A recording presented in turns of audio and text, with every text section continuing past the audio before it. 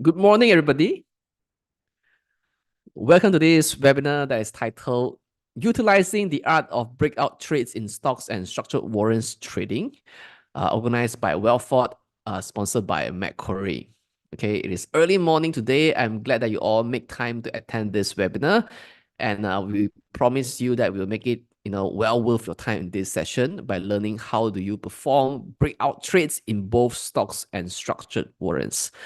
We want to express our gratitude to Macquarie for making this event a success to us as well. All right, so looks like most of you here have already come in. So today we are very honored to have invited both speakers from Share World Consulting and also Macquarie Warrants Malaysia to share with us how do we do breakout trades on both structured warrants and also stocks. So we have two speakers in this segment, and for this 2-hour session, we will first begin with Yong Chee from Share World Consulting, then followed by Liyana Majid from Macquarie Warrants Malaysia. Right. So today our session will focus on how do we identify breakout trades in stocks and structured warrants, and how do we identify, whether are they real breakouts or they are false breakouts, right? And how do we do a breakout trade setup in stock trading? Before we begin, disclaimer: whatever we share in this session is only for educational purpose. In no way that I give any recommendation for you to buy or sell any listed securities that we mentioned here. If you decide to make any investment decision, you're 100% responsible for all the investment risk. Now, allow me to briefly introduce our first speaker for today. He is none other than Mr. Yong Chee, okay, short form YC, right? So YC is the founder and chief trainer for Share World Consulting. He's also a dealer rep with TA Securities. He applied technical analysis in his trading, mainly focusing on share movement analysis, price volume analysis, indicator, candlestick formation to observe the buying interest and selling pressure and further justify the key supports and resistance level. His forte is in understanding the movement of buyer and seller through the distribution area of banker chips. YC is also a regular speaker for a number of financial institutions to train their clients in trading. They include Tenaga Investment Bank, Macquarie Capital Securities, Malacca Securities, and TA Securities. He was also invited to speak for Investing Note and SGX, as well as other tertiary educational institutions such as UTAR, TAR UMT, and also UUM. Having 13 years of market experience, he has trained more than 2,000 students with a trading strategy from 2019 to 2021. So academy-wise, he completed certificate and professional level from Institute of Chartered Accountants in England and Wales. He also passed level 1 of CFA. All right. So without further ado, let me hand over the session to you, YC. YC, how are you today? Good morning. Good morning, everybody. Thank you. Okay, so all right, cool. I will stop sharing my screen and hand it over to you. Okay, let me share my screen.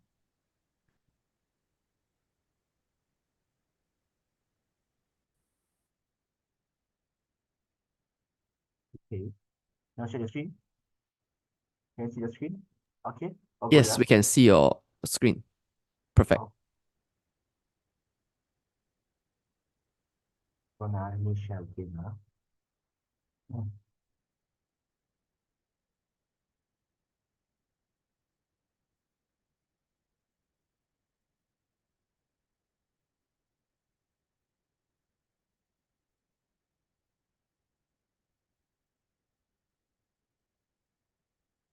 This is better. Okay. So a very good morning to all the participants. So today's session we will focus on the breakout trading of the stock and also warrants trading. For the warrant part, it will be handled by Liyana. So I will focus on the stock trading part. Okay, first of all, also the disclaimer here. All the information shared today will only be educational purpose. There's no buy call, no sell call. Okay. So this is my background. Basically, I'm from the fundamental background as well because I studied finance and accounting. But after that, I feel like in the Bursa trading, it will be good if we can apply also the technical analysis, because the Bursa is not same as the US market. So in US market, we can focus more on the fundamental side. But in Bursa, we should also combine the FA and TA. Okay, we call it fundamental analysis and also technical analysis. For the fundamental analysis, you all can use the fundamental analysis to find a good stock, and for the technical analysis, you can use it to time the market, meaning to get a good entry point of the stock. Okay, that's why today we will be more focusing on the technical analysis part. Our flow for today will be the breakout trade, the PVA, which is the price volume analysis, and also how to spot the real breakout and the false breakout, because a lot of people, when they come to breakout trading, they will feel like the breakout is not a good breakout, because always when they chase, meaning they enter during a breakout, then they will get trapped. Okay, that's why today we have to learn how to spot a false breakout. And if a false breakout happens, what should we do? Okay, and also we will be identifying what is the exit zone after we enter through a breakout. And lastly, we include quite a few case study, okay, for all the participants to learn. Okay, so let's start. If you're ready, comment 1 for me. Comment 1 for me to know that you are ready to start, yeah? Okay, good. So quite a lot of 1. Okay, so what is a breakout trade? Breakout trade basically means that we enter a trade when the price breaks the resistance level. Okay, breaks the resistance level. Okay, first of all, a lot of people, they think that wouldn't it be a chasing high if we enter only when the price breaks out? Means that the price already go higher, then only we jump in, only we come inside, make a trade. Okay, but we have to know that if we enter a stock when the stock didn't give any direction, meaning it's under consolidation, if we enter the stock at that zone, it will take up a lot of time for us to wait for it to break out, wait for it to find its direction. So that's what we mentioned earlier. Technical analysis is to time the market, is to time the entry. That's why for us, we are willing to pay a little bit higher, in order for us to save the time. Meaning, when the trend is just started, when the trend is coming, then only we jump in. So we jump in that time, maybe after 1 week, 2 weeks, 3 weeks, the price will be continue going up. It will save us a lot of time. So we have to understand the pros and cons of the breakout trade. Okay, if you are a risk-averse player, you don't feel like want to buy a higher price. You prefer to, buy at the support range, or you want to spend time waiting for the stock to break out. Okay, then it's okay, because in trading, there is no strategy suitable for all of us. We just have to follow what is the strategy that most suitable for us. Like for example, I always trade breakout because I don't want to waste time. Because time, and it's not money, it's not only money is the cost. Okay, time also a cost for us. Okay, if you have only 100K, for example, if you buy a stock which you need to wait for a long time, maybe 1 month, 2 months, okay, only it will start to go up. So it will eat up a lot of time. But if we pay a little bit higher when the stock breaks out, we can jump in. Then our money can start generating profit for us. Okay, as simple as that. That's the pro and con of the breakout trade. Okay, so a real breakout comes with increased volume. Okay, it must. We will say it's a must lah. It must come with increased volume, meaning big volume, or at least the volume is bigger than previous average volume. So some of you might ask, how do we know whether the volume is higher than the previous volume or the previous average volume? Okay, no worries. Later we will share a lot of case study. So basically, if you open a chart, probably in the KLC screener or trading view, okay, you will have the volume indicator. Okay, you will have the volume indicator. You just compare the volume of the recent breakout and the previous average volume. You no need to really, calculate like how many percent more than previous. Okay, you just need to use your eyes to see all. As long as the volume is much obviously bigger than the previous volume, so this one for us is an increased volume. Okay, as simple as that. No need to like do the math calculation. Or it has to previously 100K, today it must be 200K volume. Okay, it's not has to be as detailed as that. Okay, trading is quite simple. Okay, you just use your eyes to see the bear chart. Okay, then you can see the volume is much higher than previously. With today the candle breaks out. Okay, this confirm okay a breakout. Okay, so why the volume must be higher than previously? Because volume cannot fake one. Okay, price can be fake. Price can be fake. What does it mean? Okay, it means that, for example, let's say some of the counters is not liquid one. It's not liquid.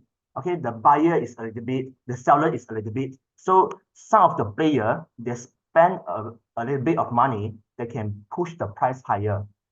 Okay, so let's say if you focus on the KLC screener, the top gainer list, you can see some of the counters here is not commonly known one. You didn't know got such counter one. Okay, but some of the day is under top gainer list. But if you really look into it, you will see the volume is a little bit only. The volume done is a little bit only. It means that this one is a fake one. It's a fake push. It's a fake push, meaning some of the player just spend 100K, 200K ringgit to push it, to close it higher. But in fact, the volume done is like probably lesser than 100K. Okay, so it's not be just based on the price to decide. We have to base on the volume, because if the volume is done, meaning some player, they have to spend the money to create the volume. So the volume cannot be fake one.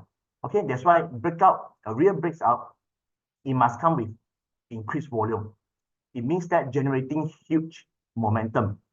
Okay, so we have to understand the breakout, what is the criteria of it. Then later we will also share about the fake breakout criteria. Okay, so it has several types of breakout. So for today, we will learn a few types only. For this one is the very simple one, which is the neckline breakout. Okay, this one basically it means that the resistance breakout, the horizontal line resistance breakout, as simple as that. Okay, neckline is just a term. Okay, so it means that when the price breaks out of the neckline, breaks out of the resistance, the stock price potentially it will move higher. Potentially it will move higher. So there's no 100% in the market. That's why we have to learn real and the fake breakout. So if let's say the stock price breaks out and it maintains above the resistance zone, so potentially it will move higher. But let's say if it falls below the resistance zone, so it means that it's a fake breakout, then we should exit. Okay, in simple terms, we should cut loss. We should cut loss. So a lot of people, why they get trapped when they do the breakout trading? Because when the false breakout happens, they don't want to cut loss. Okay, as simple as that. Because they feel like, okay, this one is a breakout trading. So I chase high. Okay, I chase the breakout. But the breakout when fail, they will still, stick to their original mindset that, okay, this one maybe is just a simple retracement. So they want to cut loss. They still hold to the position. But in fact, if like this, it means that you really buy at the highest price already if you didn't cut loss and it turn down. That's why the breakout, the resistance previously will become the support. If the support is already broken, then you should exit already. Okay, so this one is one of the example, the simple one. Okay, you can see when this stock Inari, when it breaks above the resistance zone, which is the neckline zone. Neckline zone, as I mentioned just now, is a horizontal resistance. Neckline basically is a horizontal resistance, horizontal line. You can see the yellow line in the chart. Okay, so we call it RBS. RBS is a short form. Resistance becomes support. Resistance becomes support. It means that when the resistance, which is the yellow zone, okay, someday the yellow zone is got broken out already. Okay, so this zone will become the support zone. So you can see after that the stop price maintain above this line. Okay, so if you are the trader, then you should use this zone as your short-term support zone. Okay, as simple as that. So the other one is the triangle breakout. So basically triangle breakout, basically, just now we learned about the horizontal line resistance. Horizontal line resistance. Okay. So for the triangle one, you connect the high to high. You connect the high to high. So you will get a resistance which is not the horizontal one. Okay. Like this, for example, the SP circuit, like this. Okay. You can see basically you connect the high to high, meaning every time when the stock price hit the upper black color line, the black line inside the chart, okay, whenever the stock price hit the zone, so it will get sold down, it will retrace, okay, it will retrace, okay. So this one is also another type of the resistance, okay. Actually, for the triangle breakout, a lot of different triangle, okay, ascending triangle, symmetrical triangle. But no matter what type of triangle, the concept behind it is that resistance need to be broken out. So you connect the high to high, which is the resistance zone. So until one day, for example, in this chart, you can see until one day when it successfully breaks out from the resistance zone, it means that the uptrend is potentially starting. And you can see the down there, the volume. This is the volume indicator that we mentioned just now. You can see after the breaks out and the stock price already been pulling, you can see the volume also increase one. That's what we mentioned just now. A real breakout, the volume must increase. It must come with increased volume, or else the one is the fake one, because volume cannot be fake. Volume is means that, oh, let's say the fund house or those like let's say EPF or those, they want to buy, right? They really need to spend money to buy one. They will pull the stock price higher, especially on those like bigger market cap stock. Okay, for example, the YTL Power. You can see even though the stock price already been pulling to the very high zone, it still continue to go up. But all those pulling is definitely cannot be made by retailer one. All those is by those big institution or fund house, because that type of the volume, that type of the volume and the value done is not simply can be done by the retailer, because the one is big market cap stock. Okay, so we have to follow. If you are a trader, you want to leverage on the warrant, later you can listen to Liyana sharing. Okay, let's say for example SP30. I also traded SP30 before. Okay, but because if you spotted this kind of the big cap or the bigger market cap stock, it started to have the breakout already. So if you want to do the short-term trading, you can leverage on the warrant. Okay, you can leverage on the warrant to make your profit bigger. But also you have to see carefully, because if you leverage on the warrant, if something happen, your losses also will be bigger than you trade the mother stock, which is the underlying. Okay, that's why we really need to spot the breakout zone. So if the price started going out of the zone, going out of the resistance zone, so this is considered the safest timing, because it's just about to start, about to kickstart the trend. At this point, you can buy. Okay, once you bought, then your risk will be lower. Okay. So all this is about the simple breakout. So basically, all the breakout that we shared just now, we have to remember, no matter it's the horizontal line or it's a triangle line, okay, whatever type of the line, as long as you connect the high to high, meaning previously the stock price cannot break above the zone. So you connect the high to high until one day it breaks above the zone, then it's an entry for us.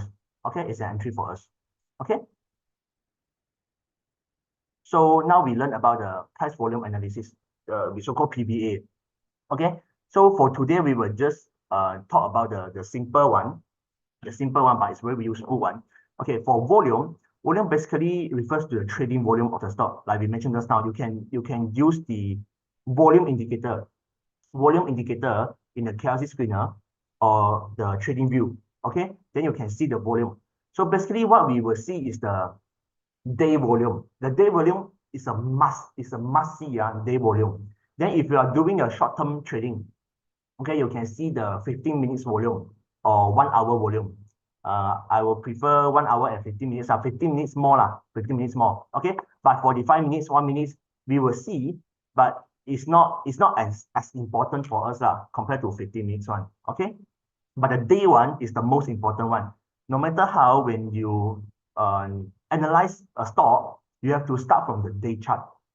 Day chart meaning the day price and the day volume. Okay. So secondly is the price, because PVA price and volume is most important. Okay. So the price refers to the closing price, opening price. For us, we will see the closing price. We will see the closing price. So even when we draw the lines, when we connecting just now I mentioned, you have to connect the high to high, you have to connect the low to low to form the support, high to high to form the resistance. Okay. So usually when you connect all those dots, we will suggest you use the closing price.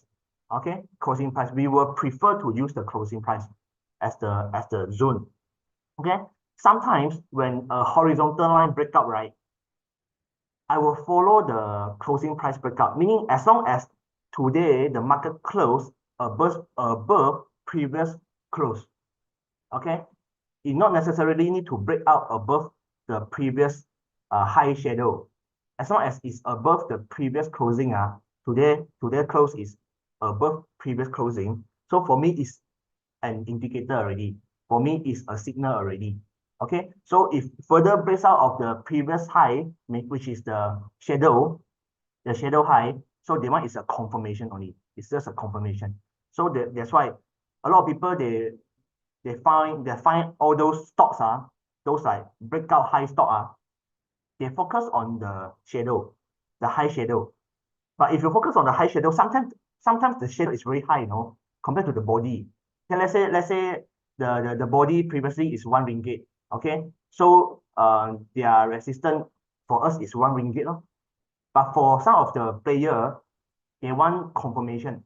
So that's why they will feel like, okay, as long as I want to trade the breakout, I have to pass by the previous shadow high. The shadow high probably is 1.1, meaning 1 ringgit 10 cents. So meaning if for us, we will enter 10 cents earlier than you. Just some example Okay, later in the case study, we will see more. Okay, so we will focus for the price, we will focus on the opening price and the closing price, especially the closing price. Closing price for us is very important because the highest price sometimes is just being touched. It's just being touched, like maybe just one lot. Some of the banker or operator, they want the chart to be more cantik, more nice, nicer. So they will eat out one lot. So if you are a trader, if you monitor the market depth, okay, or you monitor the trading details during the day, right? You can see sometimes you will be wondering, hey, why some of the player they want to eat one lot, which means the 100 unit. 100 unit is the minimum unit if you want to trade in the Bursa. We avoid talking about the all lot Okay, we just talk the normal. We just mentioned about the normal trading. In normal trading, 100 unit is the minimum. So you will be wondering, hey, sometimes why got people they want to use money to eat up one lot. You will be wondering, hey, the brokerage wouldn't be high, man. In fact, the brokerage they combine to calculate so it's not a factor. It's not a thing. But the one lot thing, sometimes they will eat up the highest point, which is only one lot, if you really look into it. So for us, we will focus on the closing price. Because closing price means that when the pre-closing, which is like 10 minutes, okay, got the 10 minutes before 5 o'clock, okay? The pre-closing, the one is already, the final price. So the final price, a lot of people, they will trade there. The one is really, like I mentioned, all those prices, opening price and the closing price, right? The one is harder to be fake. But the lowest point and the highest point, it can be fake.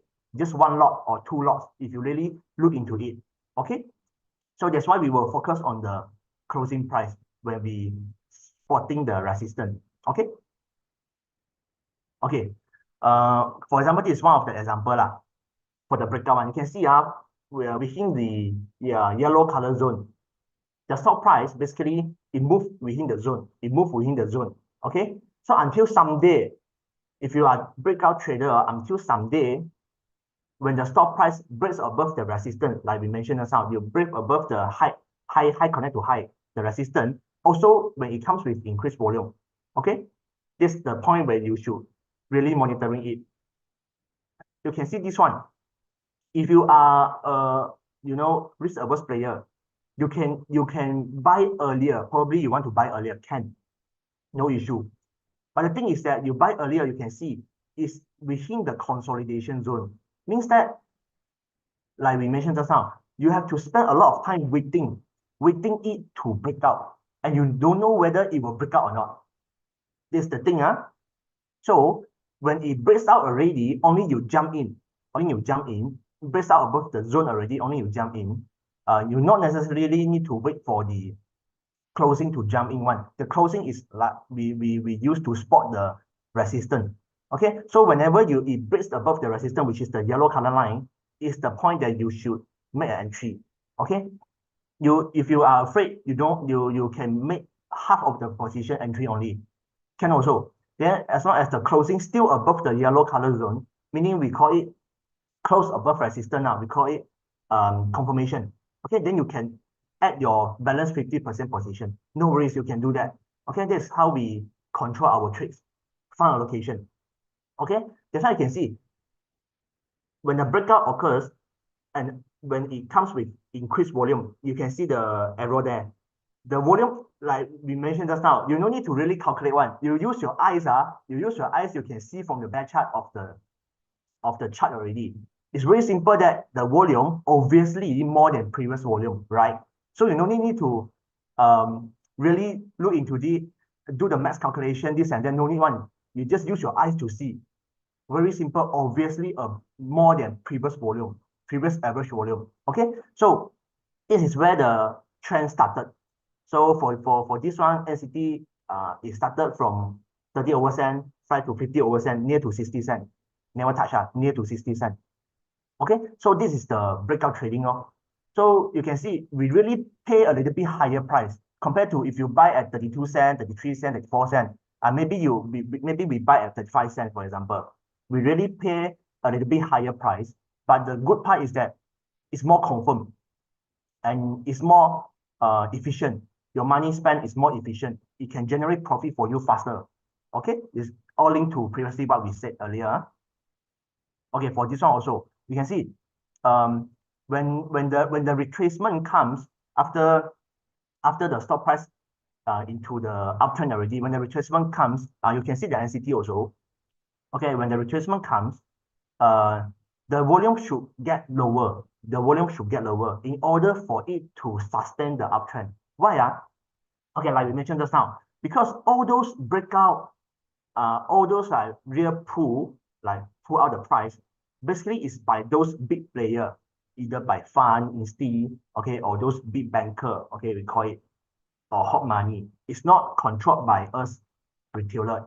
No matter how good we are for the technical analysis. We are just a follower. Okay, you don't need to be a leader. You don't need to ready a few millions bullet to make the breakout. Okay, you need to be like that. We can be a follower.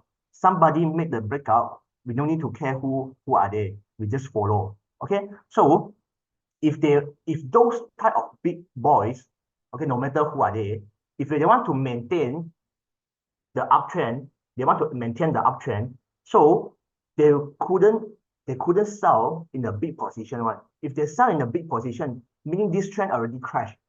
So if a healthy retracement, we call it healthy retracement, it should come with a low volume. Breakout, successful breakout, confirmation breakout has to become with good volume, huge volume. But a healthy retracement means that after breakout, it retraces a few days. You all after today's sessions, you all can go and monitor. All those successfully breakout counter, when the retracement comes, the volume will be lesser than previous breakout volume. Okay, previous breakout volume. It means that those big boys still in control. They are not just pump and dump. Because if they pump with huge volume. If they want to dump, they dump with huge volume also. Meaning they clear the position already. But if they want to sustain, they want to make the price go further, for example. Okay, they cannot just sell all. They have to sell a bit. So the retracement, when the retracement comes, the volume is a little bit only. It has to be lower than the previous breakout huge volume.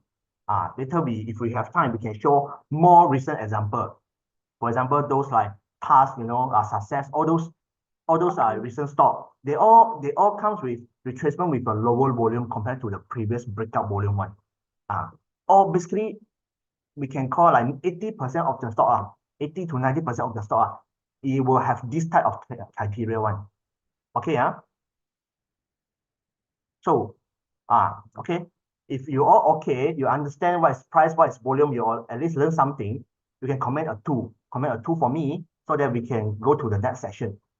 Okay, we will have more case study coming. Let's see. Okay, I see a lot of people comment too, is good. So I still got 30 minutes. Okay. How to spot a fake breakout? Basically, previously we have already mentioned some. Okay, so the false breakout means that it feels to continue to maintain above the breakout zone, as simple as that. Okay, so what's the reason? The reason could be due to the sudden change in the market sentiment. For example, suddenly, like today it breaks out already, then tomorrow suddenly announced got the war, or tomorrow announced got the COVID, got the unexpected thing. So all the market sentiment turned down already. This could be one of the reasons. Okay, unexpected thing. Okay. The secondly is the like when the stock price is like after you chase the breakout. Okay, let's say for example the NCT case, it closed higher than 35 cents. Okay, but let's say we enter at 35 cents, for example. So let's say if second day or the third day the price retrace, let's say retrace for 40 cents back to 36 cents, 37 cents. So some of the player, even though they got a profit on hand, they will feel afraid. Some of them they cannot be a holder. They are most probably contra player. Okay, so they don't want their profit to be gone.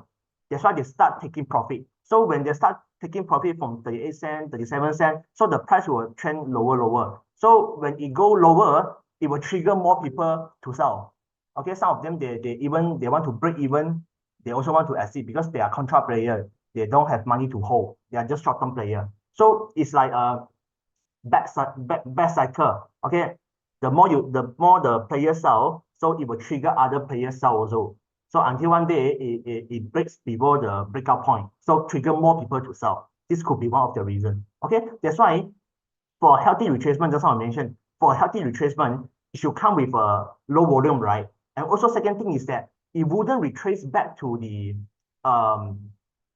breakout point one. And let's say the NCT that we mentioned. Let's say the breakout point is, let's say 35 cents or 34 cents. By right, when it shoot to 40 cents, it retrace, or at most it should retrace, let's say 37 cents, 36.5 cents. It shouldn't retrace back all the way to 34 cents, 35 cents. It will be not that jumpy, not that nice chart anymore. Because it pull out quite high, the retracement should be a little bit only, like maybe at least above 50% for the nice one, above 50%. Okay.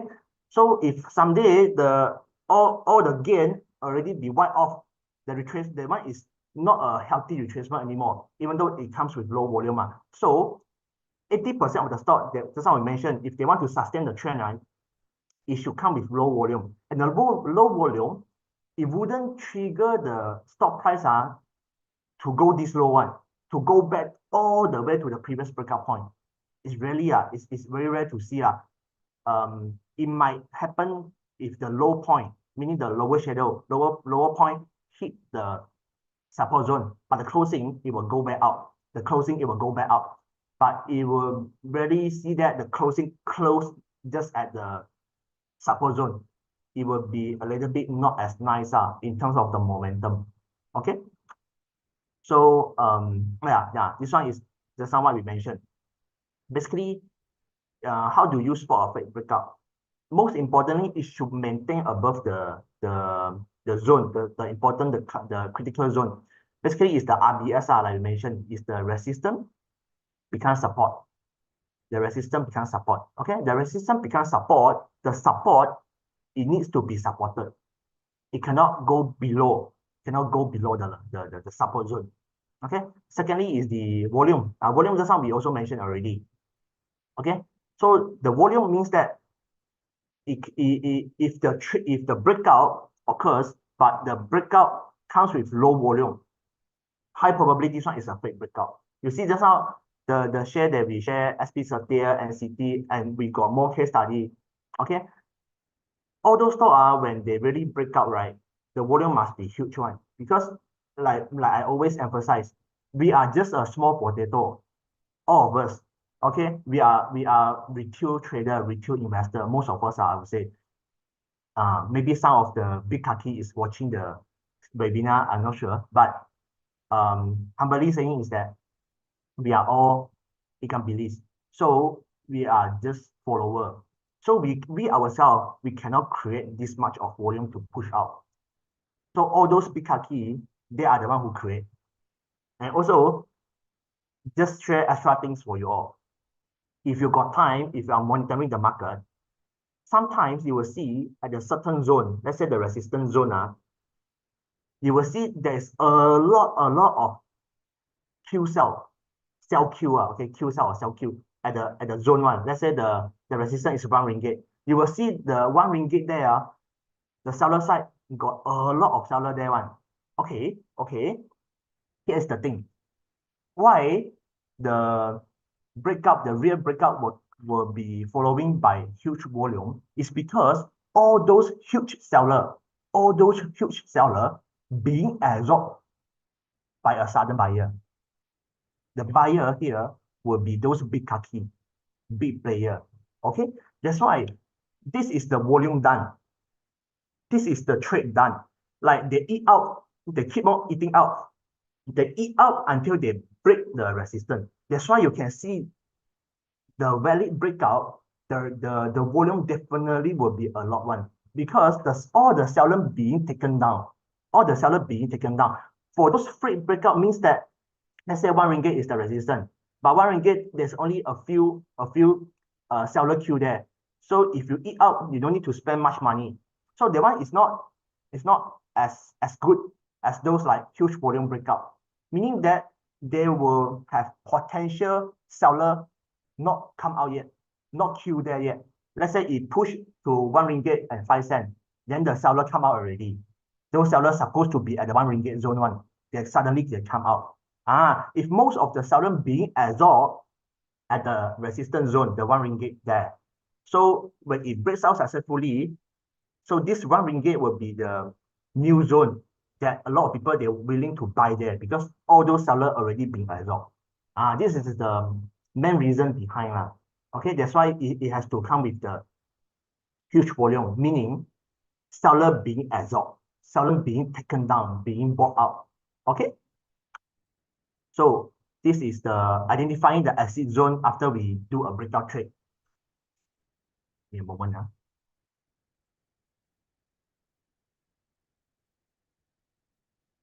Okay. So basically, why we sell at the resistance level? Because like I mentioned, we are just follower. So if you already bought a store at the low zone, you already got a profit on hand. So until the resistance zone, we are not sure that whether it will continue further out. So you can sell at the resistance zone some of the position, maybe half or 30%, up to you. Okay, you can sell a bit. Usually we will buy and sell in tranches one. Like I always share to all the audience, like my members or those institutional clients. We can buy sell in batches. It will be a more flexible way of doing trades for us because a lot of people, I believe most of us, because we always want to sell at the highest point one, but in fact we couldn't. Excuse me. Like for example, if the stock price from 80 cents go to 1 ringgit, if you don't sell, when it retraces to 90 cents, you will feel rugi one, you will feel lose out, even though you still got profit on hand. This is psychology. So it will be great that if you can sell maybe 50% at the resistance zone, maybe 1 ringgit. Then after that, you got the balance, you can hold. If it retraces to 90 cents, it hit your stop profit, then you can continue sell the balance. Then your average still will be higher. Secondly, if the balance 50%, if the stock price continue to go up above 1 ringgit, maybe go to 1 ringgit 20 cent, then you still got balance 50% position on hand. Overall, you still got a better price compared to earlier. That's why we will suggest buy sell in the tranches. So in this case also, because whenever the stock price reach a resistance, we're not sure whether it will continue to break or it will get retracement. So we can sell a bit first. Sell a bit first. This is basically emotional part, psychological part. People is like this one. If you don't sell, then it will drop. If you sell, then it will get higher. If you sell all, then it get higher. Then you'll feel, oh, I also lose out. I could have earned more. But all this is not controlled by us. That's why you have to buy sell in tranches. Okay, like this, for example, EcoWest, when it reaches the previous high, you can see this one is the horizontal line, horizontal line resistance. Okay, like we mentioned in the start of the slide. Okay, so you can see the first arrow, it breaks out. You can see also the down there, the volume. When it breaks out successfully, it should come with high volume.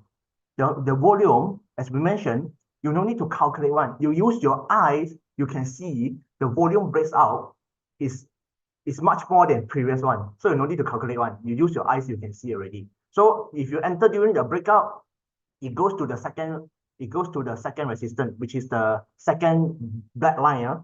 So if you don't know whether you can, whether it can further break, so you can just sell. You sell at least 50% at that zone. So if you, let's say, if you enter at 50 over cent, you sell at a 60 cent, you already got more than 10% in a short period, maybe just 1 week time, you got 10% and above return. It's quite good already for the short-term trading. So when it retraces, it hit your stop profit, then you sell all. Okay, so you can see the line. The RBS, the resistance becomes support. The support, it should be supported. But you can see one day the support cannot be supported already. It breaks below the support. So the support will become what? Will become the resistance again. Okay, support become resistant. Okay, SBR, RBS, SBR, RBS, SBR. Okay, basically it's like this. Support and resistance, it will keep switching as long as you can able to identify what is the bias, what is the buyer zone, what is the seller zone. You can see this chart. This chart is very good example. You can see the seller zone and the buyer zone keep switching. So in the end, the horizontal line, it become a resistance zone. It becomes back a resistance zone. So when the stock price hit the resistance zone, okay, it get rejected. Okay, so the buyer seller keeps switching. The support resistance zone keeps switching. Okay, so okay, this second example, you can see so if you are holding YTL power, for example, so you can see based on previous, like what we mentioned earlier, you connect high to high. Okay, this one is the horizontal one. Okay, this one you connect high to high, you'll get another type of the resistance. So you can see based on previously the trend, whenever the stock price hits this zone, it will get rejected. It will get rejected. So if you are a short-term player, you bought already, then when it hits this zone, you can sell. You can take profit a bit. This one if you are a short-term player. So if you overall you are a trend player, as long as the trend overall still going up, you can connect the low to low. The low to low is not broken, then it's okay for you to hold. Okay, so short-term and the long-term, mid-term got different type of playing. But most importantly is to spot the support and resistance. At least you have to spot the support and resistance. Okay. So okay, everything is good. If of you okay, to comment a 3 for me before we go to the case study. We do have a lot of case study. Okay, comment a 3 for me if you are okay for all those knowledge that we just went through. Okay, good. Okay, so let's start. So basically I selected the quite a big cap counters because all those big cap counter it got the warrant. Okay, the warrant part later Liyana will cover. So if you can spot all those like good trading opportunity in those big cap, like I mentioned, like the SP30, I also traded the warrant. So if you can spot, then you can leverage on the warrant. But provided you already know the risk well, because if you cannot do well in the normal trading, some of the player, they don't like to cut loss. So they don't like to calculate the risk and reward ratio, this and that. So if we cannot control our emotion in the normal trading, so you shouldn't do warrant trading. But if you are already a bit more advanced already, so you want to leverage on your capital, then you should go to trade warrant. Okay, those warrant have basically all those big cap one, they will have warrant one. Okay, like this kind of thing. You can see the line that we draw is the horizontal line resistance, horizontal line support and resistance. Okay. The down there, the line, right? The one is the support zone. Why? Because previously, okay, back in like November the time, is a gap out. The gap out basically it means a support zone already. Gap out, gap down meaning a resistance zone. So the time it gap out. It gap out meaning back then a lot of people they want to buy this stock. A lot of people they wanted to buy this stock during that time until they're willing to pay a much higher price. Okay, the much higher price makes the stock price gap out, meaning let's say previously closed at 1 ringgit, today it opens at 1 ringgit 10 cent. Because a lot of people they want to pay higher to get the stock. This one is the demand zone. Okay, the demand zone. Okay, the demand zone is the support. The supply zone is the resistance. Like just how the example that we share. A lot of people they want to sell at 1 ringgit. The one is the supply zone. Okay, so in this case, okay, continue. Okay, as long as this area is supported, then okay. Then okay. Then the other one also continue Malaysia. You can see this one basically is quite the same. The zone is the support, the gap out zone. The previously the arrow, you can see where the arrow pointed. Okay, the arrow zone is the previous gap out zone. The gap out zone basically it forms a support zone. Okay, so as long as the stop price maintain above this zone, then okay, okay. But Genting and Genting Malaysia, personally only I wouldn't much treat it because um the momentum is not as huge. The momentum is not as huge, even though it's big cap. Okay, but just for sharing purpose, sharing the case study purpose. Okay. Then next we can see this one. Okay, why big cap compared to big cap? By YTL power, YTL compared to Genting Malaysia. Okay, why the momentum is much different? Okay, because this one it has got a team, the data center team. Okay, overall the team is in favor of it. But the other one, even though it's at the support, so like we share, we always buy the breakout one. We always buy the breakout. So YTL power more suitable for us. But if you are support player, so you like Genting Malaysia already at the support zone, you like that type of the stock you want to buy and hold, it's okay. But for us, we like those breakout stock. You can see, you compare A to B, the Genting Malaysia compared to the YTL power. YTL power is here. Later we will share. Okay. So you compare this type of stock, you can see the trend overall is different already. It's different already. So the money that you spend here is more, we call it efficient. It's like you spend already, then you're able to get profit much faster. Okay, much faster. Although you can see you pay a little bit higher because you can see from the chart, okay, all the arrow zone, all the arrow zone is the breakout zone. All the arrow zone is the breakout zone. Okay. And you can see the black color line that I draw. All those line is the support resistance. Okay, support resistance. You can see the support. It can be the horizontal one. It can be non-horizontal one. As long as you're connecting the low to low, it will become support. Low to low. Okay. Secondly, you connect the high to high, it will become the resistance. It will become the resistance. So as long as the stock price breaks above the resistance, it provides you a short-term trading opportunity. Okay, so and also you can see this one is a little bit advanced, but just for extra sharing purpose, you can see the yellow color zone that I draw. That one is during my first session with Macquarie, I already shared. This one is one type of the we call it Eastern type of the trade and technical analysis technique.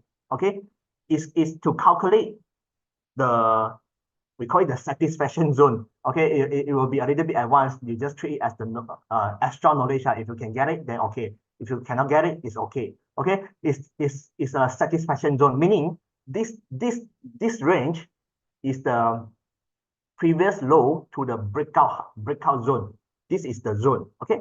When the zone break out, then you can use the same zone to calculate the future potential target price. So usually it's 1 time or 2 times. Like for this case, the YTL power is 2 times of the satisfaction zone. So meaning basically like 480, you can see is the second satisfaction is 480, meaning it's quite a price now lah. Okay, so for those strong one, the strong stock, usually they will have 2 times satisfaction or 3 times satisfaction, but it's very rare to see. Basically, you get 1 time satisfaction zone is already good enough already. You will get a good profit already. Okay, this one is extra knowledge. You can see the yellow zone is the extra knowledge. Okay, so this one is the YTL. You can see basically all the red arrow that I draw, basically all is the breakout zone. Breakout zone. We trade breakout. We teach about breakout just now. So we focus on the breakout. You can see the line, you connect the low to low. So you can see coincidentally, you can see from previously until now, all the low can be connected one. Surprise! This is the technical analysis. This is the technical analysis. It's like it's not able to explain one. So we cannot explain like, hey, how come today until today already, it's already May, okay? But the support is from last year.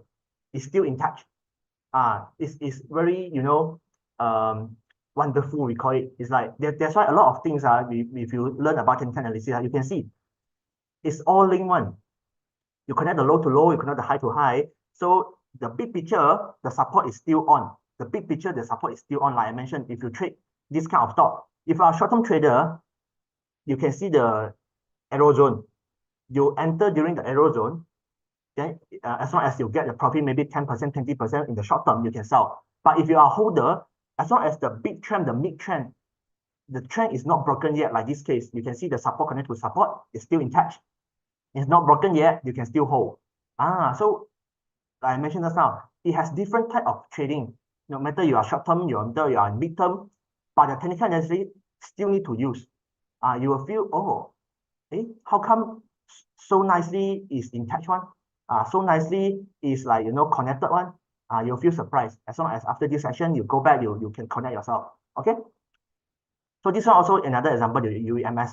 Okay. This one also a strong property counter. You can see first of all, the high connect to the high. Then as long as the stop price breaks above the high, it's a breakout.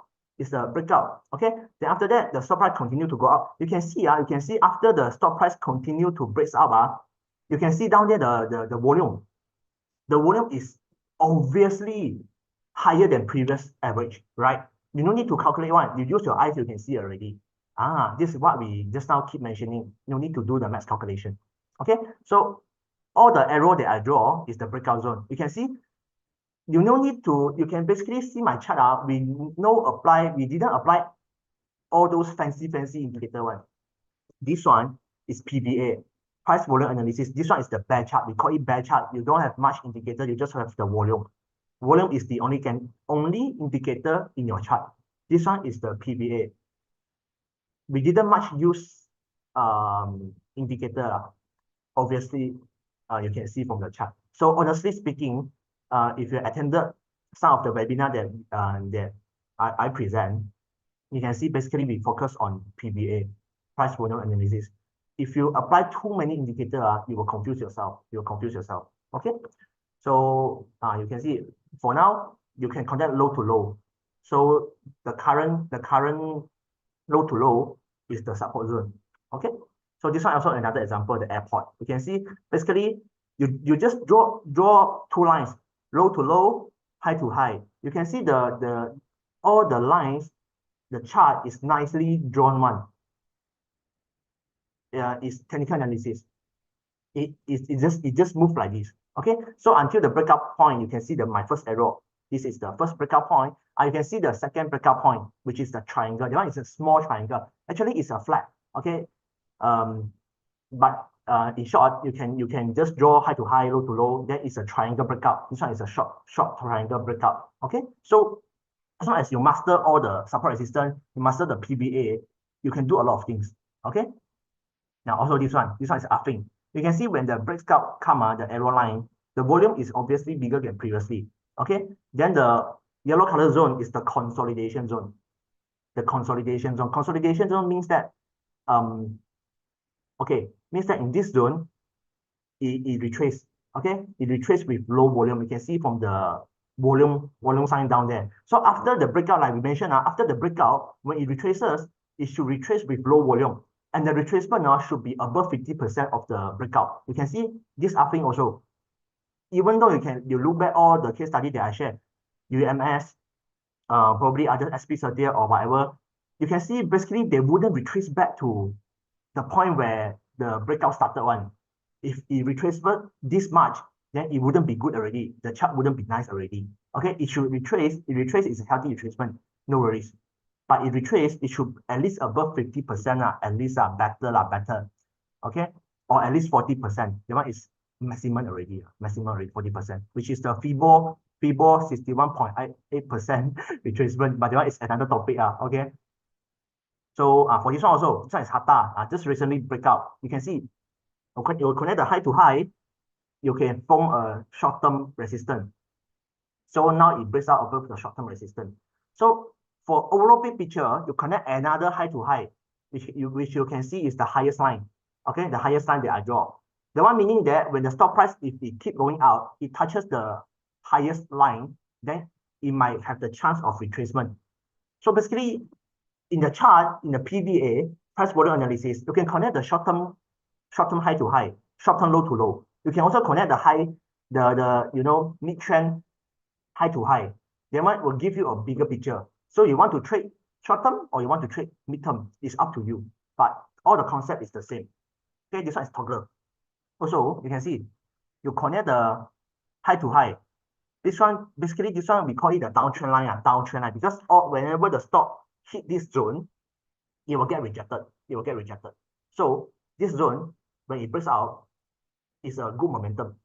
Okay, this one we call it a BODTL, breakout downtrend line, BODTL. Okay, so all this is the term. But in this session, you don't need to remember the term. You just remember the technique that we share.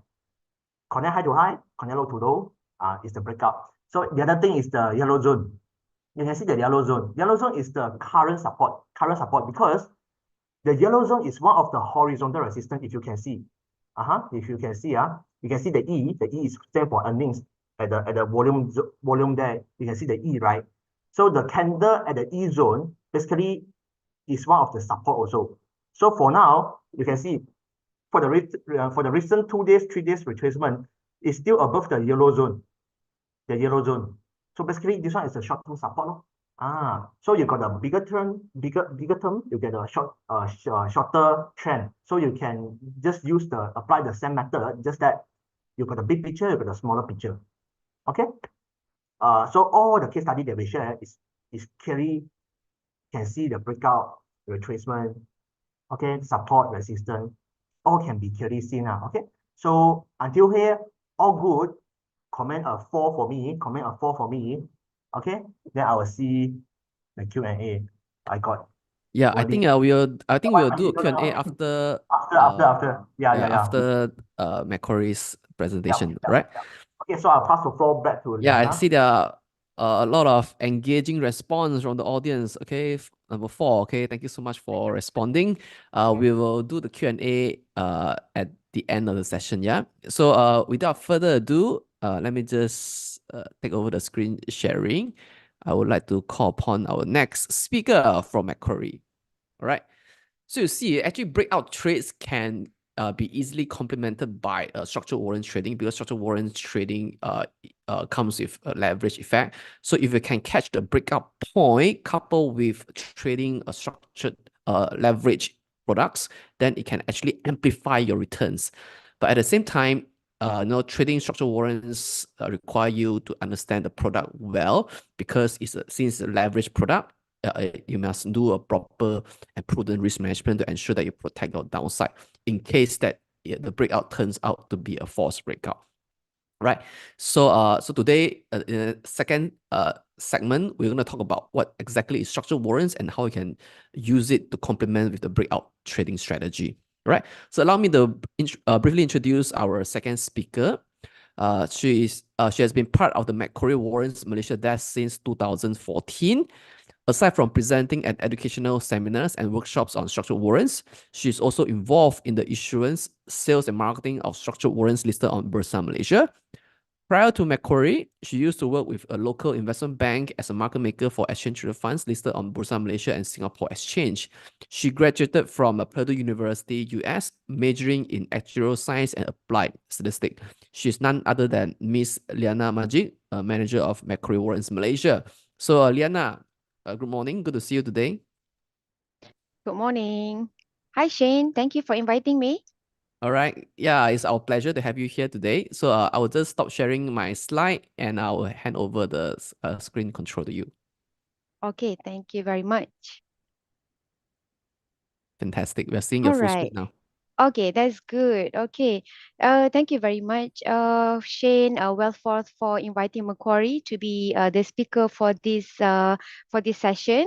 And thank you, YC, for your presentation. It was very, very clear for me. Like I can see like a lot of charts over single stocks in our single stocks in Malaysian stocks market now are very bullish. So yeah, stay tuned if you want to know what are the structured warrants that Macquarie has, that you can also like, gain leverage exposure to all of these counters. If you think that those stocks are already expensive for you to buy and you just started, just planning to start trading, but it's already expensive, but you have another options, which is structured warrants. Okay. So I will explain to you more on how you can use structured warrants to gain this leverage exposure for all the counters that YC has already shared with you earlier. Okay. So Chen has already introduced my name. I'm Liyana Majid from Macquarie Warrants Malaysia. So my topic of presentation for today is a deep dive into structured warrants. So basically, this is my second session with Wealthford. We have already we did the first session back in March. So there was more on the basic stuff. So for today, what I'm going to share with you is more on the technical side and a little bit deep down. We will go deep down into structured warrants so that you guys can understand better on what I have already explained in the previous session. Okay, but just a disclaimer, this presentation has not been reviewed by the Securities Commission. Okay, please do not download, upload, post, or otherwise make available any material from this seminar to the public without Macquarie's prior consent. Okay, and structured warrants is one of the investment products that has a significant investment risk, including the possible loss of the principal amount invested, and the past performance and all the prices are just past performance. It's not an indicative of future performance. Example quoted in this presentation are just for illustration purposes only. Okay. And you should seek advice from your financial advisor regarding the suitability of the investment product before you commit to invest in structured warrants. Okay, now let's go with an introduction. I'm not going to go over like a very long introduction. Is just a quick recall on the warrant snapshot of what I've already shared with you guys for the first session, just in case if our audience for this time miss my session. Okay, so just a basic stuff for structured warrants. What is structured warrants? So first of all, structured warrants is a derivative product. Okay, derivative product that tracks performance of its underlying. And derivative products, okay, the words come from the basic word, which is derive. Derive means that the price of the structured warrants derive from something else, which is the underlying assets. So the underlying assets, such warrants can be foreign stocks, okay, or single stocks over local shares or foreign shares, like or such warrants can be listed over index, okay, or ETF or any other underlying assets. And structured warrants are listed on Bursa Malaysia, okay, and it can be traded like a normal share. So you can just buy and sell structured warrants on the secondary market. Just trade it like a normal share. Okay, and what is the objective of structured warrants actually? Okay, why structured warrants exist on Bursa Malaysia? Okay, before that, I would like to notify to people, okay, structured warrants is like an option, but it's just that it's just commonly known as structured warrants in Malaysia, okay? So it's actually the same like options. It's an option, but it's called as structured warrants, okay? And structured warrants are non-Sharia product. So for those who have the Sharia trading account will not be able to see structured warrants on your trading platform lah, unfortunately. Okay, because this is a non-Sharia product, so only those who have the conventional trading account can only see structured warrants. Okay, but having said that, this is not for buying or selling recommendation purpose. I'm not going like to promote you like to buy our structured warrants. This is purely for educational purpose. So whatever information that I shared today is just for you to understand better about structured warrants, because who knows if one day such warrants can be a Sharia product, then you all of you that attend my session today are can ready. You guys are already well prepared because you already learned about such warrants, so you can start trading such warrants once it becomes Sharia one day. Okay. All right. So the objective for structured warrants, okay, is to provide exposure to the underlying assets for a fraction of its underlying price. Okay, like for example, if YTL Power share price is trading around 2 ringgit or 3 ringgit, for example. Okay, so by trading structured warrants, okay, structured warrants, it will track the movement of YTL Power, for example, with only a fraction of YTL Power share price, meaning that structured warrants is like penny stocks. Okay, so this is what people always think lah. Penny stock is always cheap, right? So trading usually below 10 cent or 20 cent. So you want to get the exposure of YTL Power, but it's already expensive. So you can buy structured warrants to get the same movement of YTL Power with only a very, very cheap price lah, like penny stock, right? Structured warrants traded about 20 cent. Then, yep, you can get the same exposure with the underlying assets. Okay, and who actually issues structured warrants? So basically in Malaysia in general, the issuer of the structured warrants are the third party, like financial institution, for example, Macquarie. There are other issuer of structured warrants in Malaysia, like we have RHB currently, CIMB, Maybank, Kenanga, and also Afin. Okay, all right.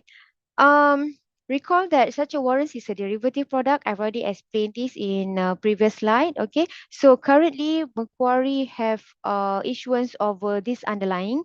Okay, meaning that we have a lot of structured warrants on the market. But what are the underlying that we cover? So let's say if you don't want to trade warrants over single stocks in Malaysia, that's fine. We also have other alternative for you. Like for example, if you like to trade overseas market, okay, you want to gain the leverage exposure of the overseas market, like Hong Kong, for example. Okay, Hong Kong market is very volatile. Like for example, Hang Seng Index. So you can trade structured warrants over Hang Seng, which are issued by Macquarie. Okay. We also have other underlyings that our warrants track over. Like for example, we have Nikkei, which track the Japanese market. We have warrants that track the US stock market as well, which are the indices include S&P 500, Dow Jones, and also Nasdaq. Okay. Like for index in Malaysia, we have the local KLCI, and also for the ETF, you have FTSE China A50. So we provide a lot of such warrants over various underlying to give you a broader exposure for people to gain leverage exposure, whether in local market or in overseas market. Okay, this is just a quick review lah. I already explained this in my first session, but basically people always ask me like why there are a lot of people trade index warrants, like they see like high volume for Hang Seng warrants, for example. Okay, so the reason why people like to trade warrants, especially the index warrants, number one main reason is because of the volatility. Okay, so like for example, Hang Seng, it can up like over 1,000 points within a week or within 2 weeks. Now it has been trading like over 18,000 from trading just around 16,000 points during the last week of April. But after that, just yesterday it traded around 18,500. So that's very, very volatile. Okay, and because of this volatility, that's the reason why people like to trade lah, index warrants or like Hansing warrants, for example, because due to the volatility in the market, warrants offer um potential high returns within a short period of time. But of course, high returns will come with high risk as well. Whereby, let's say, if you get your view wrong, then warrants can also give you, it can provide high risk of losses as well. Okay. And other reasons people like to trade index warrants is because of the broader leverage exposure. Like we have warrants that track over various jurisdiction in overseas, for example, like Japan, USA. So because of this, it provide you a broader leverage exposure. And the good thing about trading warrants is that index warrants is that because it have call and put warrants where you can get the exposure not only in a single direction of the market, but you also get to trade in the markets whereby when it's bearish. Okay, when it's going down, you can also have a potential to make money by trading put warrants. And another thing people like to trade is because of the hedging purposes. Okay. Some people they also have other stocks or other investment other stocks in their investment portfolio. So some people they trade index warrants because of the hedging purpose, to cover the losses of other stocks that they have in their portfolio. And last but not least, the reason why they like to trade index warrants is because the high liquidity. Okay, so typically for Macquarie's Hang Seng warrants, for example, okay, our liquidity can be as much as 4 million, 6 million, and 12 million units placed on our bid and offer. Okay, so because of this high liquidity, okay, so there are plenty of buyers and sellers, okay, especially the presence of the market maker also provide a large number of bid and offer, allowing all warrant traders to enter and exit their position at ease and more efficiently. So basically, these are the main reasons why people like to trade index warrants. So, other reasons why people like to trade such warrants in general lah, okay, because of the lower capital outlay, meaning that penny stocks that I mentioned just now is penny stocks. So such warrants usually are traded from below 10 cent, okay, or typically from 10 cent to 30 cent or 40 cent, for example. So that's the purpose of structured warrants, to provide you a lower capital outlay in your trading. Like for example, if a small trader, okay, trader that have like a small capital to start trading, for example, you can for example, if you have 500 ringgit, you can also still trade such warrants because 500 ringgit, then you still able to buy such warrants because of the lower absolute price. Number two, because of such warrants doesn't have margin call. Okay, just imagine like futures, for example. Some people they like to trade futures. So futures is also one of the derivative products that we have in Bursa Malaysia. Okay, futures usually will have a margin call, like it will ask you to always top up in order for you like to cover your losses lah. But for such a warrants, let's say if you have 500 ringgit to start with, okay, so your capital amount of loss, let's say like you get your view wrong, for example, okay, you do not need to top up anything. So wherever that you start to buy such warrants 500 ringgit, let's say like if the such warrants suddenly become zero, okay, so that is the entire losses that you have lah, 500 ringgit. You do not need to top up anything because there's no margin call.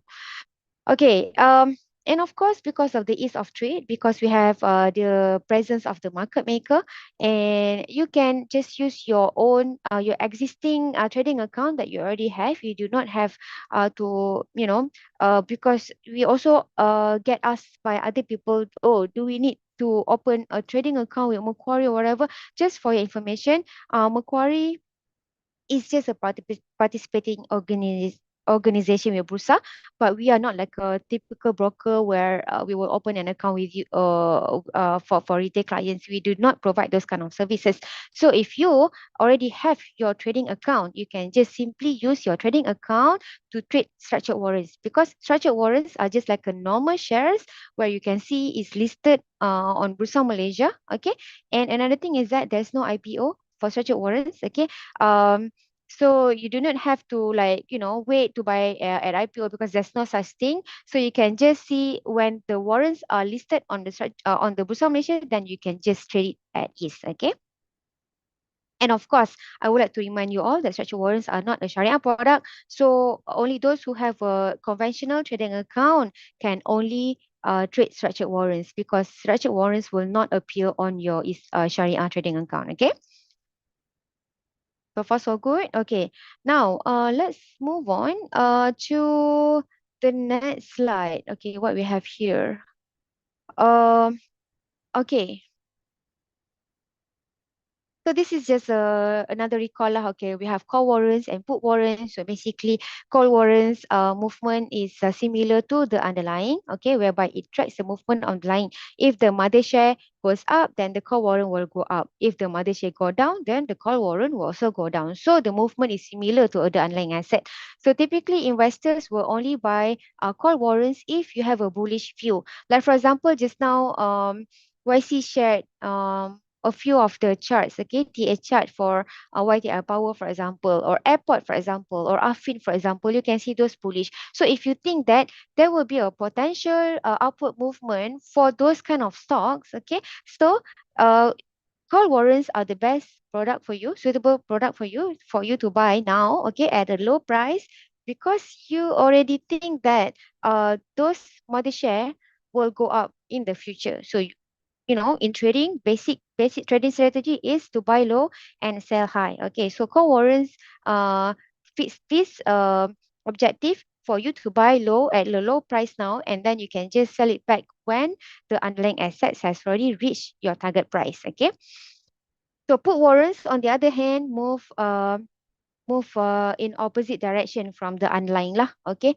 so these put warrants usually good, suitable for investors who have a bearish view. Like for example, if you think that a certain stock or certain market will go down in the future, okay, so you can you put warrants are suitable for you, because you there's a potential that put warrants can go up. Okay, the movement is opposite from the underlying assets lah. Okay, so so this is the naming. If you see on your trading account, so typically it will start with the name of the underlying assets, and then after that, if you see after the dash, okay, after the dash here, you see C, alphabet C. So this is called warrant. Okay. So how you want to know whether the characteristic of the call warrants is actually true? So based on this, okay, this is Macquarie Warrant, or TLC80, for example. Okay, so this chart I get it from our website. Okay, so I will show it to your website later. Okay, but I just want to show you the illustration lah. So you can see the graph here. Okay, the chart here, underlying price is this one. Okay, it goes up, so you can see that the warrant bid price also goes up like this. So meaning that this is a true call warrant lah, because it really follows it's really follow the characteristic of the underlying asset. Okay, all right. For put warrant, it will start with H. It will not start with P lah. P is already given to preference share, if I'm not mistaken. Okay, so typically, this is the graph of put warrant. Okay, if the warrants are good for you to trade, then the movement can be shown here. Okay, you can see the characteristic of the put warrant. This is actual characteristic of the put warrant, whereby when the underlying is down, okay, you can see put warrant is up. Okay, and if you see the underlying is up, then you can see that the put warrant is down. So typically people will like to buy put warrant when the underlying is up now, because you get to buy put warrant at a cheaper price. Like for example, Hang Seng index now, right? Okay, so it's currently up. So it may be the best time for you to buy put warrant, because put warrant is trading at a low price now. Okay, so you get to buy put warrant at a cheaper price, because in hopes that in the future, okay, Hang Seng futures will go down, and Once it will go down, then you can see that your put warrant will increase in terms of value like this lah. Okay, so this is an example of BYD share price, for example. So BYD is up, and you can see that put warrant of BYD is currently trading below 7 cent. And when BYD is down, okay, by the end of April, and you can see that people who have already bought BYD price earlier, then they have already made profit by about 2 ticks. Okay. Okay, so far so good. Okay, I also have already explained about exercise price in my previous presentation. Okay, but so basically I just want to explain to you, to let you know that what are the components of structured warrants, what are the things that you need to know beyond call and put warrant. Okay, because there are so many structured warrants listed on Bursa Malaysia currently, so you might want to ask yourself, which structured warrants is the best for me. Okay, so in order for you to know which is the best for you, so you need to know first the components of structured warrants, because these components of structured warrants that actually determine the characteristic of the structured warrants, and based on different characteristic of the structured warrants, that will ensure which one is the best for you. Okay, all right. So the basic components is of course the exercise price. Okay, the exercise price will determine whether the warrant will be very expensive but sensitive, will be cheap for you, or it will have a high gearing. Okay. Um, the second thing is that expiry date.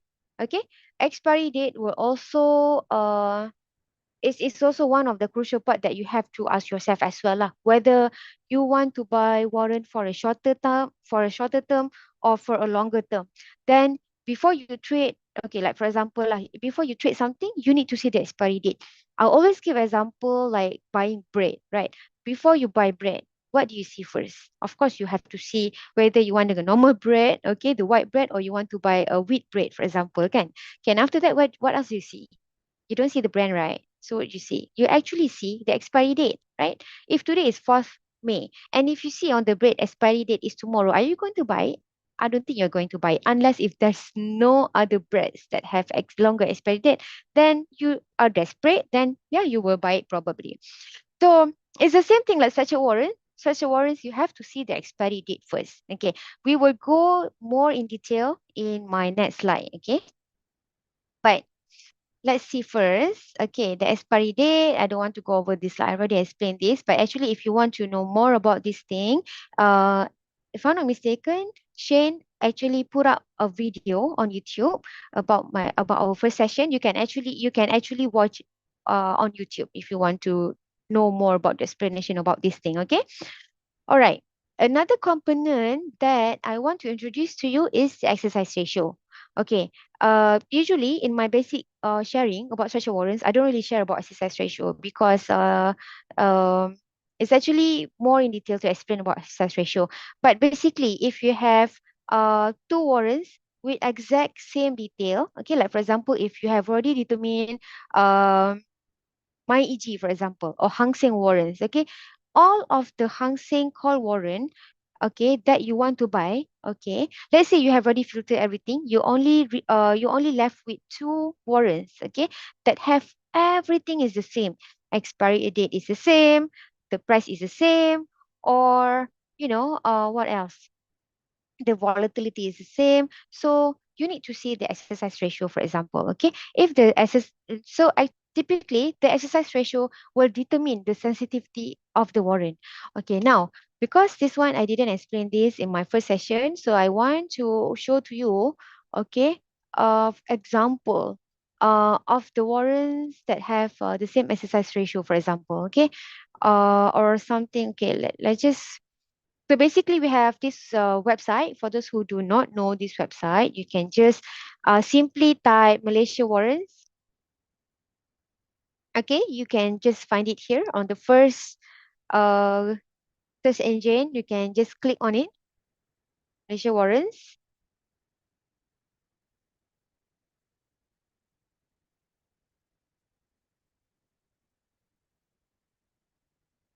Okay, can you all see my screen?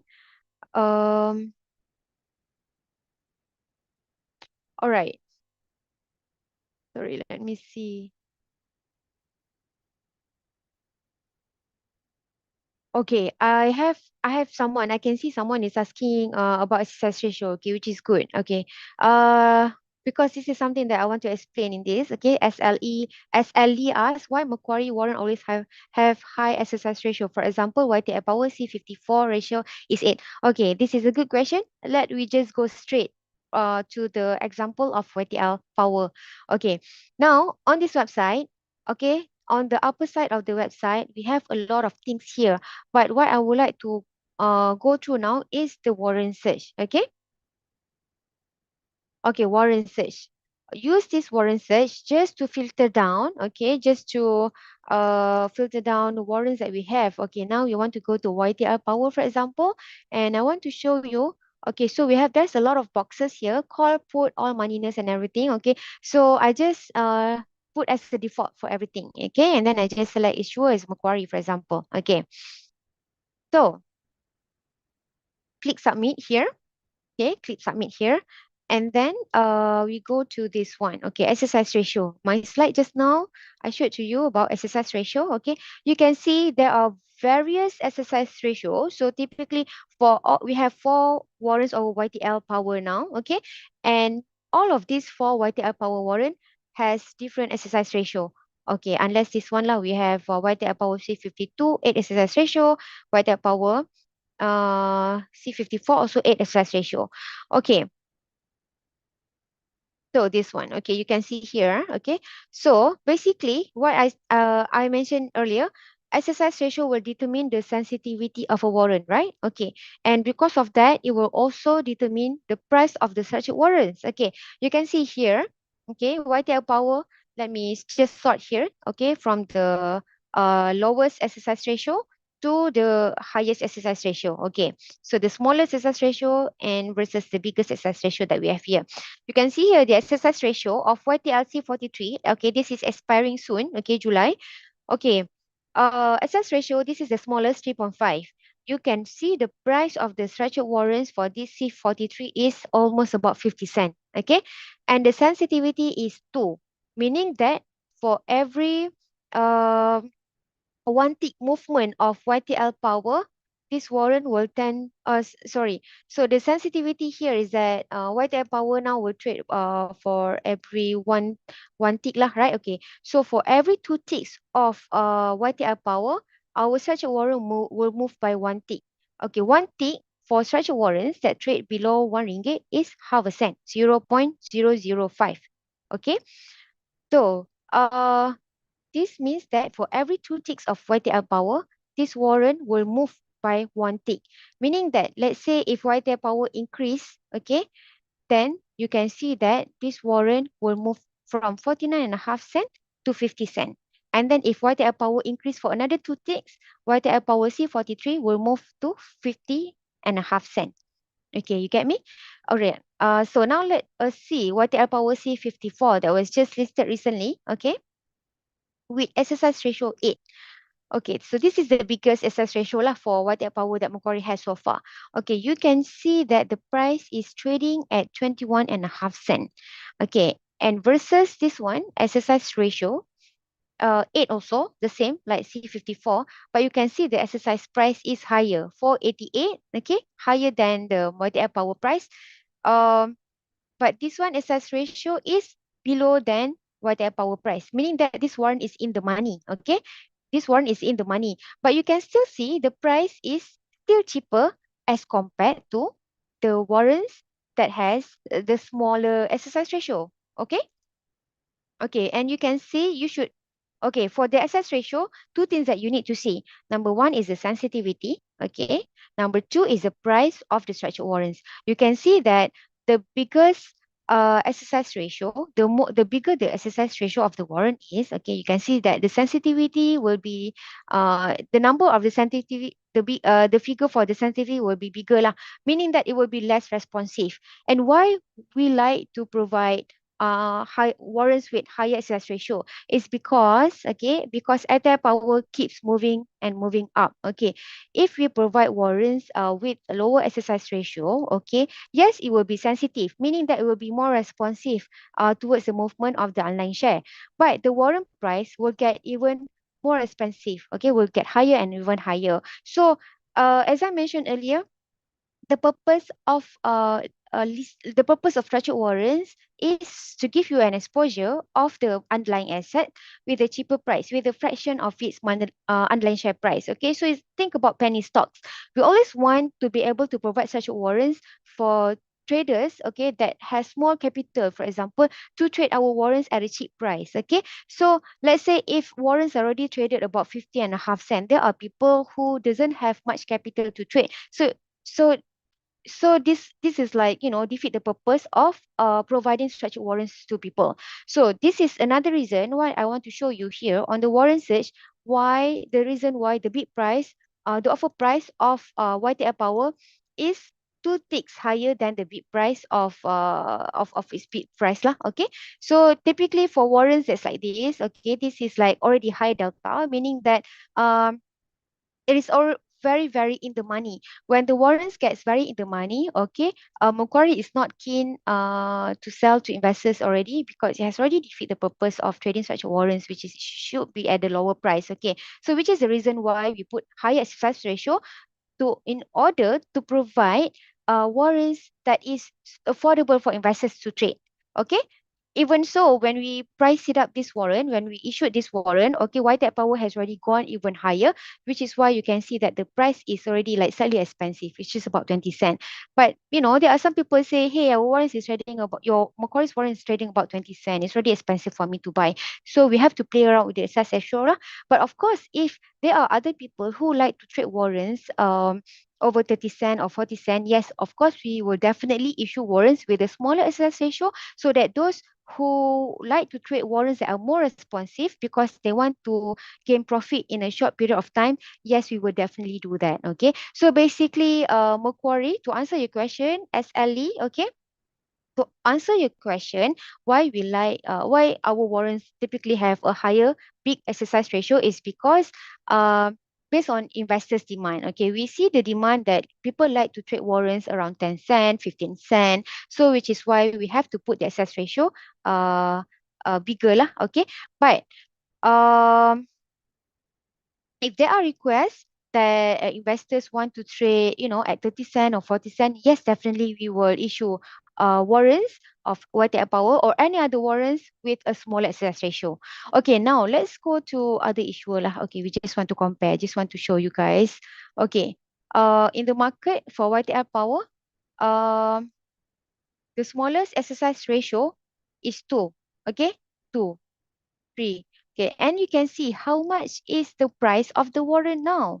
It's trading about 1 ringgit 75 cent, 1 ringgit and 78 cent. Okay, so you can see it's like almost 1 ringgit. This one also 2.3 exercise ratio. Sorry, 3 exercise ratio. The price is about 80 cent. So it's like, typically it defeats the purpose of structured warrants basically, because structured warrants usually provide a lower absolute price, typically around 10 cent to 50 cent, for example. Okay, and another question from SLE is that C43 is on widespread of for bid or ask. Okay, this one I've already answered it just now. It's because the warrants get in the money. Okay, why is it in the money? It's because of the exercise price of the warrant is lower than the mother share. Okay, it's lower than the mother share. It gets very, very in the money. So when it gets very in the money, Macquarie is not keen to sell to investors. So we want to discourage investors from further buying in this warrant. So we will provide, um, so we will make the warrants slightly more expensive than the actual offer price. Get me? Okay, like C43, right? Okay. So usually, okay, the good warrant will have a tight spread. A tight spread meaning that if you see the bid price is 49.5 cent, okay, so the offer price would be 50 cent. Okay, the offer price would be 50 cent. But you see that these warrants are very in the money by looking at the delta here. Okay, if the delta is like over 70 or over 80, then it will be like very in the money. So you want to discourage further buying from investors. Okay, so how we want to tell indirectly to investors, hey, see, this warrant is not suitable for you to buy anymore, so we don't want to sell it to you anymore. So in order for you to discourage further buying, so we will make it even more expensive by by putting the offer price slightly higher than 1 tick. Okay, so suppose the ask price for this warrant is 50 cent, but we do it as 50.5 cent. Okay, so when you see there's the the spread of the warrant is widened, so you can indirectly tell that this warrant is actually not good for you to buy anymore. Okay, so so what I can say to you is that when you see this kind of warrants that is already widened, if you intend to buy YTL power, for example, please look at other warrants that have a tighter spread. Okay, like for this one lah, for example, C54, or even so YTL Power C52, for example. Okay, actually this is a good warrant to buy because the sales price is still higher than the warrant than YTL Power. Okay, is still trading around 10 cent. Okay, and the sensitivity is still good as well. Okay, so actually you can utilize this warrant search that we have. If you don't understand the sensitivity, you can see there's actually a definition about it. But basically, okay, just to summarize what I've just explained about exercise ratio is that exercise ratio is to determine the responsiveness of a warrant. Okay, so the smaller exercise ratio uh, will give you a more sensitive warrant. Sensitive warrant meaning that it will be responsive. The movement of the warrant will be more responsive towards the movement of the mother share. But okay, the more responsive of warrant, then the warrant price will be higher. Okay, as opposed to warrants that have a bigger exercise ratio, it will be slightly less responsive as compared to warrants that is like this. Okay, so you can see that the figure for the sensitivity is high lah. Basically, this figure is like how many ticks of mother share will move for the warrant to move one tick or 1.5 cent, half a cent, 0.005. Okay, 0.005. So you can see this, okay? If you don't understand, if my explanation just now still confuse you a little bit, Mr. S.L. Lee, you can call Macquarie, okay? All right.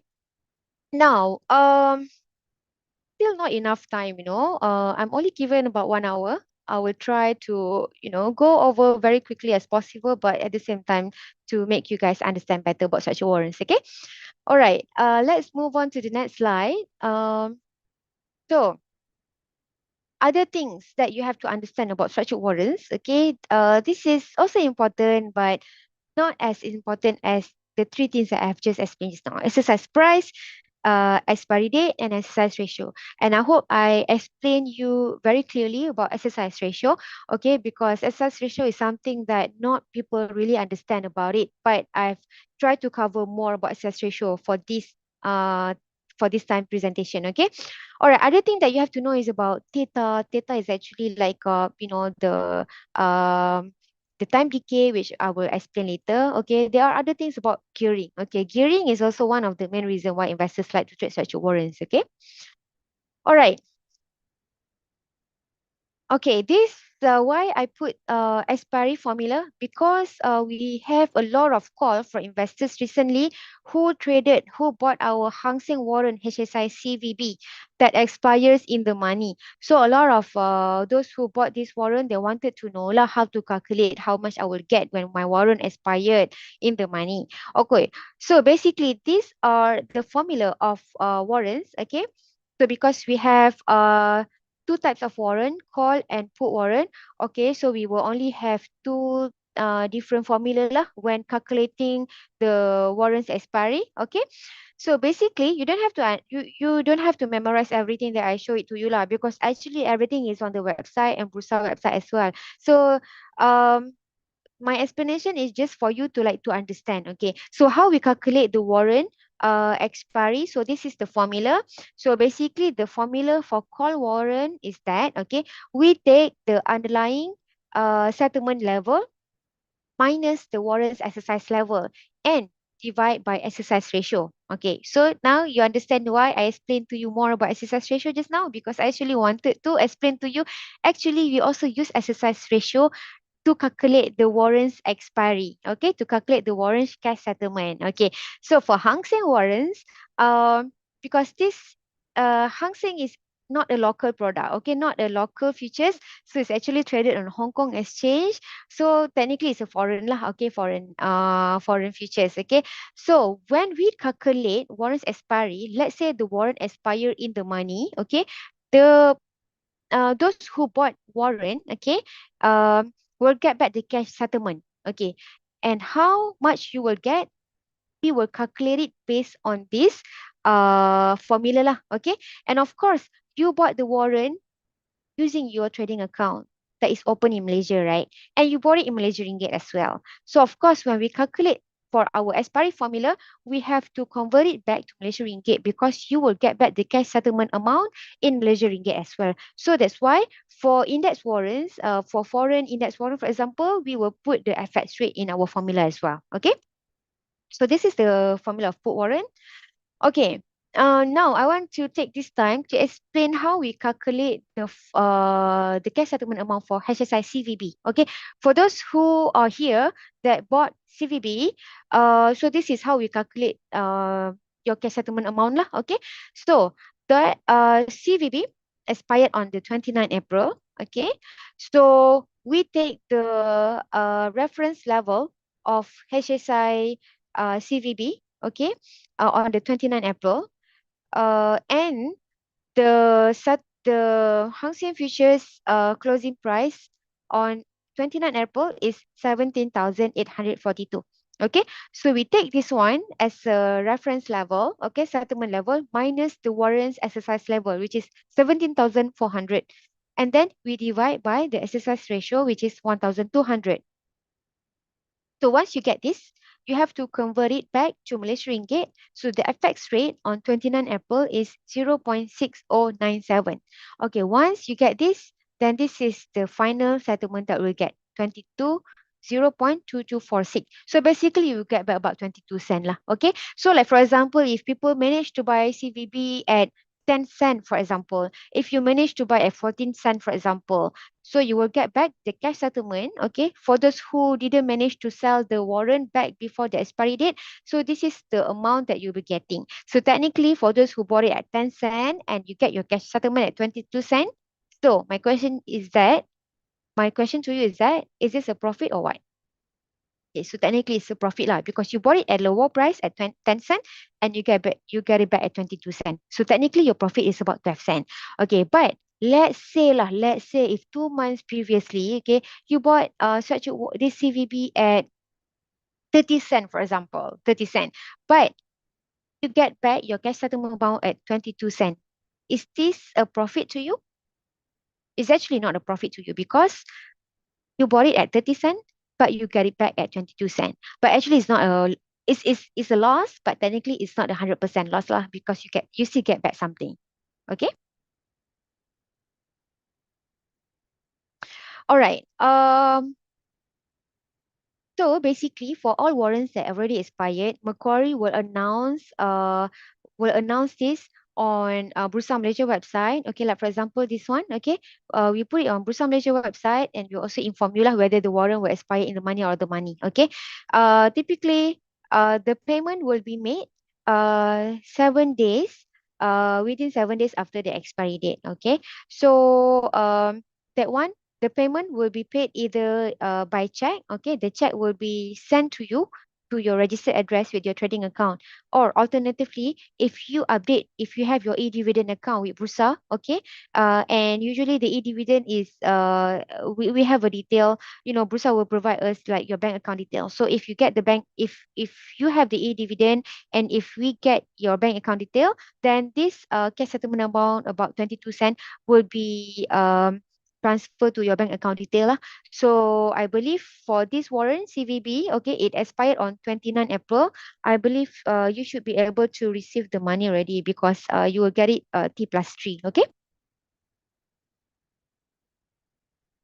Okay, for single stocks, it's also the same thing, but how we calculate the settlement price is that we get the average closing price for the mother share for 5 days. Okay, 5 days before the expiry date.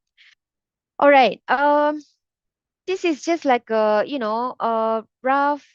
brief explanation about the expiry formula. Having said that, okay, such a warrants typically will be traded like a normal share. You buy on the market and you sell it back to gain profit, for example. Or if you want to cut loss, people typically will cut loss by selling it back to the market. They do not wait until the expiry date because there will be a risk that the warrant will not expire in the money. Like in the case of CVB, for example, because Hang Seng uh, was very, very bullish towards the expiry of CVB.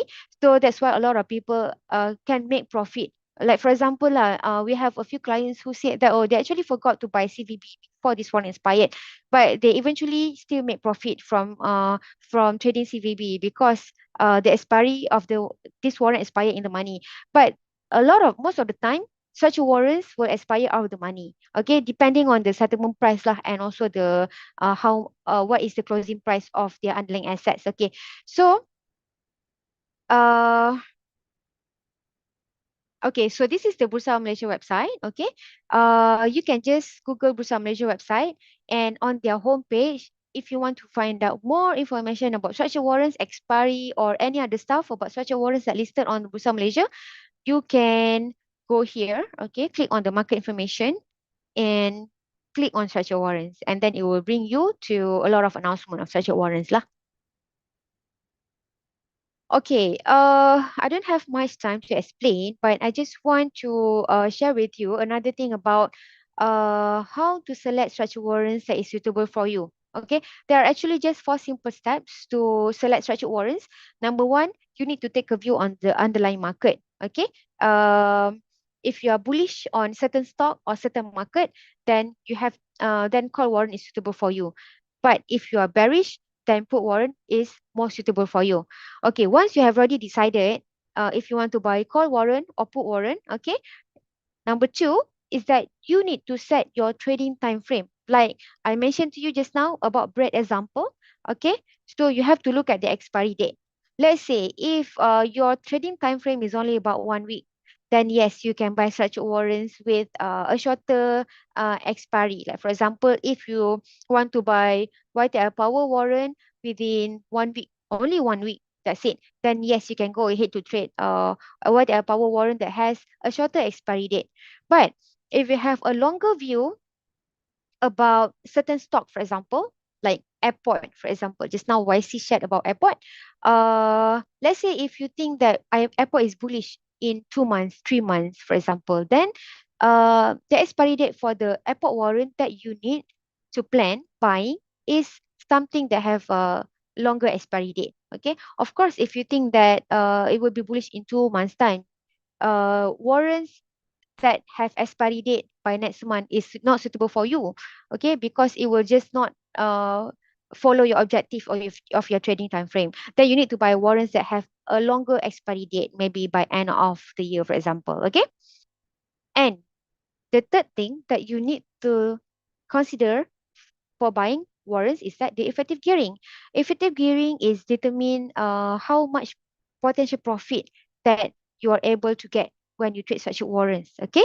Of course, warrants with higher effective gearing will give you a higher profit potential, but at the same time, if you get your view wrong, okay, it can also give you a higher potential losses as well. So you need to be able to know what is your risk appetite. If you are aggressive trader, then yes, you can buy warrants with a higher effective gearing so that you can gain profit, higher profit, and at the same time you can also absorb a higher losses as well if you get your view wrong. But if you're just like a conservative trader, then you might want to select warrants with lower effective gearing. Okay. And number four is that you need to look at the liquidity of the warrant, okay? Because the better the liquidity, then it will provide a better trading for you lah, so that you can enter and exit the from trading your warrant at ease. Okay, let me just show you warrant search. Actually, I really like to use this warrant search when explaining to people because it actually show you all structured warrants listed on Bursa Malaysia. You can just filter whatever that you want to see. Like for example, you want to see. Sorry, my PC hang actually. Okay, let's see this top globe for example. Okay, uh, share price actually was up yesterday. a lot of glove counter was up on Friday, okay, and you might be bullish, okay. So based on the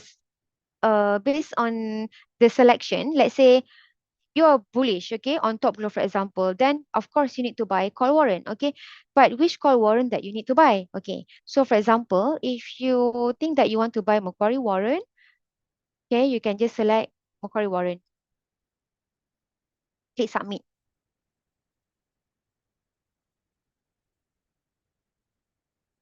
Okay. All right. Uh, and then you need to select your trading time frame. So trading time frame meaning that you have to know what expiry date of top glove warrant that you need to buy. Okay, that is suitable for you. Okay, now expiry. Let's just do all expiry because we don't have many top glove warrants here. Okay. Okay, now if I sort it based on the shortest expiry, okay, this top glove C3X is expiring soon next month. So meaning that you only have about less than 3 weeks. It's already 4th May. So this one is expiring on the 28th May. Okay. So number three, you need to see the effective gearing. Okay. The gearing here, you can see that this warrant that is expiring by end of the month, it has the highest gearing. Okay. So, but if you're an aggressive trader, you want to buy the such a warrants with high gearing, then yes, the warrant is suitable for you lah. But so far, I can see that. Let me see here. Okay, this warrant spread is not wide. Okay, if you see the warrant is not wide, meaning that it's not a good warrant for you to buy lah. Okay, um, it's not a good warrant for you to buy because Macquarie typically did not want to buy for you. So for this kind of warrant, please don't look at it anymore. Okay, I mean, okay. So let's see another warrant that have a shorter time frame. For example, okay, August. Okay, this warrant has an expiry of 30th August. You can see that the effective gearing is 4. Okay, slightly lower than effective gearing that is expiring soon. And you can see another warrant that is this is a slightly longer tenor, September. Okay, the gearing is 2. Okay, so actually, the gearing will be typically how a warrant's gearing. Why is it different from each other? Is because it's based on a lot of variables. Like actually, it's based on number one, exercise price. Number two, it will based on the expiry date as well. Okay, so usually warrants that is going to expire very soon. Okay, you can see that the gearing will be very very high. Because why the gearing is high? Because you can see that the price is actually very small. Okay, when the price is small, so the price movement will also provide a higher percentage of movement lah, so which is also translate to a higher gearing as opposed to warrant this top glove C4E. Okay, why the gearing is lower is because you can see that the price is trading slightly higher than this warrant. Okay, so the price movement, okay, if you calculate by percentage, is also slightly lower, so which is also translate to lower gearing lah. Okay. All right, let's go over to another warrant. What else? Okay, Genting. Okay, for example, Genting. We also have a lot of people trade Genting. You can also filter based on the expiry date. Okay, you can see here. Okay, we have two warrants that have same expiry date, 20th December. So the question that you should ask yourself, which one is suitable for me to buy?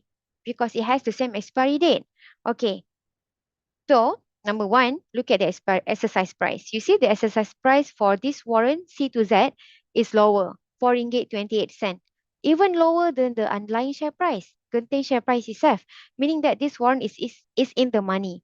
Okay, so when it is in the money, okay, let's see the exercise ratio as well. Actually, a lot of variables that you need to take into consideration before you select which warrant is suitable for you to buy lah. Okay, since I've already explained about exercise ratio, let's just look at exercise ratio as well.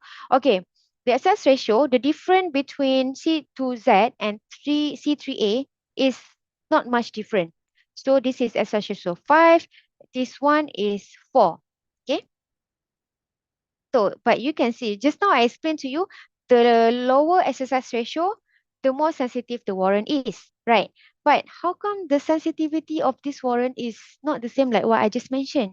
Okay, so the reason is that because this warrant is currently in the money. Okay, that's another thing is that when the warrant is in the money, the responsiveness of the warrant will also be better as compared to the warrant is out of the money. Okay, and sometimes people also ask us why Macquarie always issue warrant that have a higher exercise price than the mother share. Okay, the reason being is that when the exercise price is high than the mother share, this one is out the money. Okay. Of course, I always tell you that warrants are not to be kept until expiry date because there will be a risk that the warrant will expire out of the money. When the warrant expire out of the money, you will not get back anything, meaning that it will incur you 100% losses. Okay.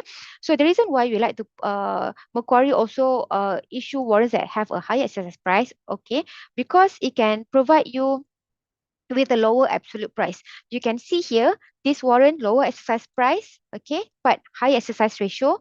But this one high exercise price, but slightly lower exercise ratio. Okay, you can see the price also different.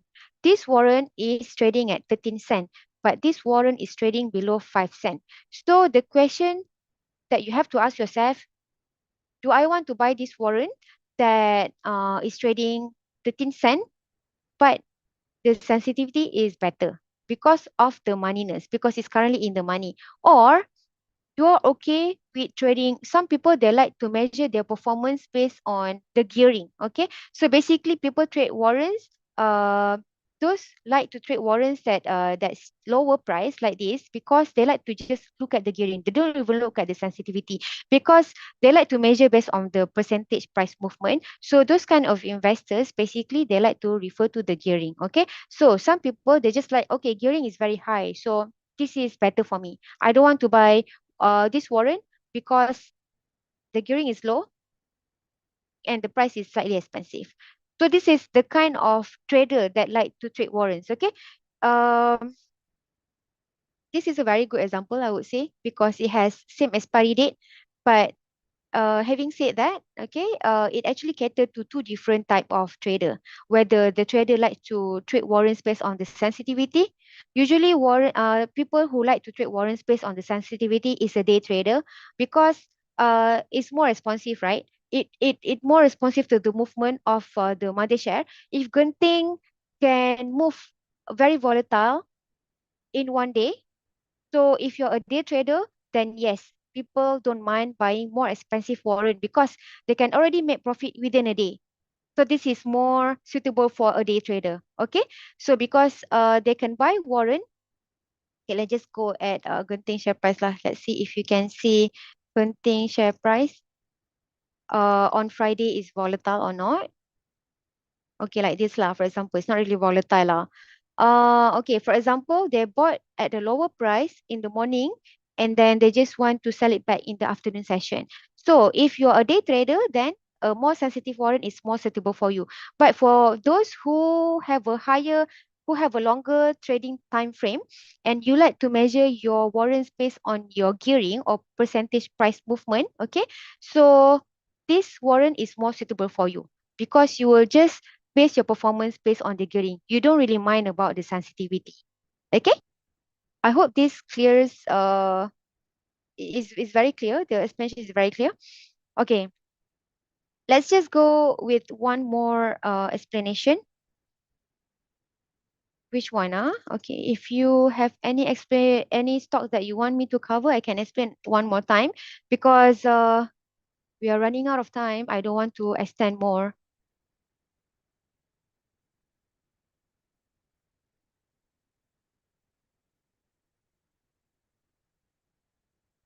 Okay, let's just go property counter lah. SP Setia.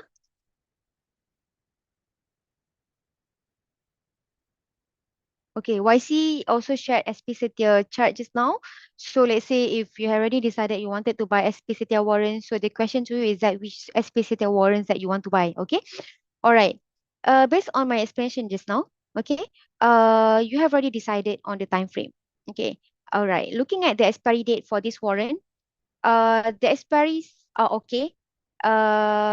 Suitable for you, either short-term trader or a long-term trader. So now the second question you need to ask yourself is that, do you want to buy a more sensitive warrant? Because warrants that is sensitive, due to the lower exercise ratio, the warrant price will be slightly more expensive. Okay, the absolute price will be slightly expensive. Do you have enough capital to buy warrants at a higher price? Or if you are just a small trader that have a low capital, so which warrant is more suitable for you? Okay, so usually my answer would be SPCTIC 81 would be better for investors who have a small capital amount. Okay, um, and also you need to look at the gearing. Okay, so longer term trader, they will just based on the gearing. So they look at the gearing. This gearing is higher than the other warrant. So this is more suitable for investors who will just refer to the gearing lah. Okay, so basically, you just need to know your type, your trading style, um whether you like to trade warrants with higher gearing or lower gearing, or you want to trade you know just within a week or intraday, or you like to trade warrants just for about 2 weeks, 1 week. Then you have to ask a lot of questions to yourself before you are able to buy which warrant is more suitable for you. Okay, all right. I think that's it. Actually, I still have a lot of things to cover in my slide. Let me just see if any other slide that I want to cover. I wanted to explain more about life metrics, like how to use the life metrics, how to read the life metrics before I start buying and selling. But I don't have time anymore. We will have another session in the third quarter. So stay tuned for the third quarter. We will explain to you more about the life metrics, how to read it. Okay. All right. This one, I think I've already explained a lot of things. I totally understand there are a lot of things to understand about structured warrants. It's totally understandable if you cannot grasp the concept immediately, because it's actually a very complicated product for investors to understand lah. So because we have another 2 sessions with Wealthford for the rest of the year, so let's just KIV this topic for the life metrics for the third session. Okay. So I hope my explanation is very clear. Okay, before I stop my session, I'd just like to remind all of you, okay, structured warrants is a complicated product. So the key here is that you need to learn. You need to learn first before you start buying any products, including structured warrants. Okay, we have a social media platform and we have a website. I have just shared it to you. We also have Facebook and also Telegram channel where we provide a constant update, a live updates about what's happening on the market. We will announce you if there's any holiday. If our warrants are already sold out, you are able to know firsthand if you follow our Telegram channel. So please follow one of this platform, or if you want to follow everything also can. You can also subscribe our newsletter. You can follow our Facebook and Telegram channel to gain all of this insight related to such warrants and about the news on the stock market.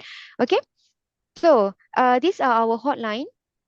You can call our hotline if you have any more questions that you wanted to ask, but I didn't manage to answer all of you today. You can just call us. This is our hotline. If you're lucky, then you're able to talk to me. So our hotline will be available from Monday to Friday, 9 a.m. to 5 p.m. I think that's it from me. Shane, I'll leave the floor to you now. If you have any question, then let's just go with the Q&A session. I'll try my best to answer 1 or 2 questions if you have any. All right, thank you so much, Liyana. I like your presentation on structural warrants, very thorough and very comprehensive. I also like the case studies that you have just gone through. So if you have any questions for both our speakers, you may write them at the Q&A box. We have overrun the session for a bit, so we'll keep the Q&A short and concise, okay? All right, I see that YC has addressed most questions via a text response. So looks like there's no question remain unanswered for YC at the moment. So let's go with the first question for Liyana. All right. What is the difference between gearing and effective gearing, and which is more important? Okay. That's a good question. I would say gearing and effective gearing are typically the same, but for better accuracy, I would say effective gearing is better. So which is the reason why we also include in our website the effective gearing instead of gearing, because the formula for effective gearing is gearing multiplied by delta. Okay, so it will be more accurate as compared to gearing. So yeah, if you want to look at warrants based on gearing or effective gearing, I would say that please look at the effective gearing. So that is the reason why we put on a website on this warrant search as effective gearing as well. But technically it's almost the same, but the more accurate is the effective gearing. All right. Thanks, Liana. Donald has a next question. So based on your scenario on Top Glove and Genting, so provided that the market is on uptrend, which call warrant would you go for it, and how would you Mm. choose for it? Okay. I think I've already answered this question as well just now. Actually, I saw this question, which is the reason why I give an example of Top Glove just now, Donald. So let me just like go again. Okay, Top Glove.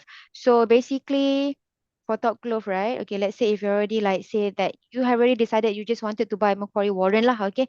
And then you can see that here, for example, okay, number one, you need to see the expiry date. Okay, so you need to you need to determine if you want to buy the warrant within a day or within a week or within 2 to 3 months. Okay, and then after that you have to select structured warrants based on the expiry date lah. Okay, and after that you need to look at the gearing or the sensitivity. So the gearing and sensitivity depends on what type of trader you are. If you want to buy warrants based on the sensitivity, then yes, you can buy warrants that shows a smaller sensitivity. This one is because it shows that two ticks of top glove movement, then warrants will move very, very fast lah, for example.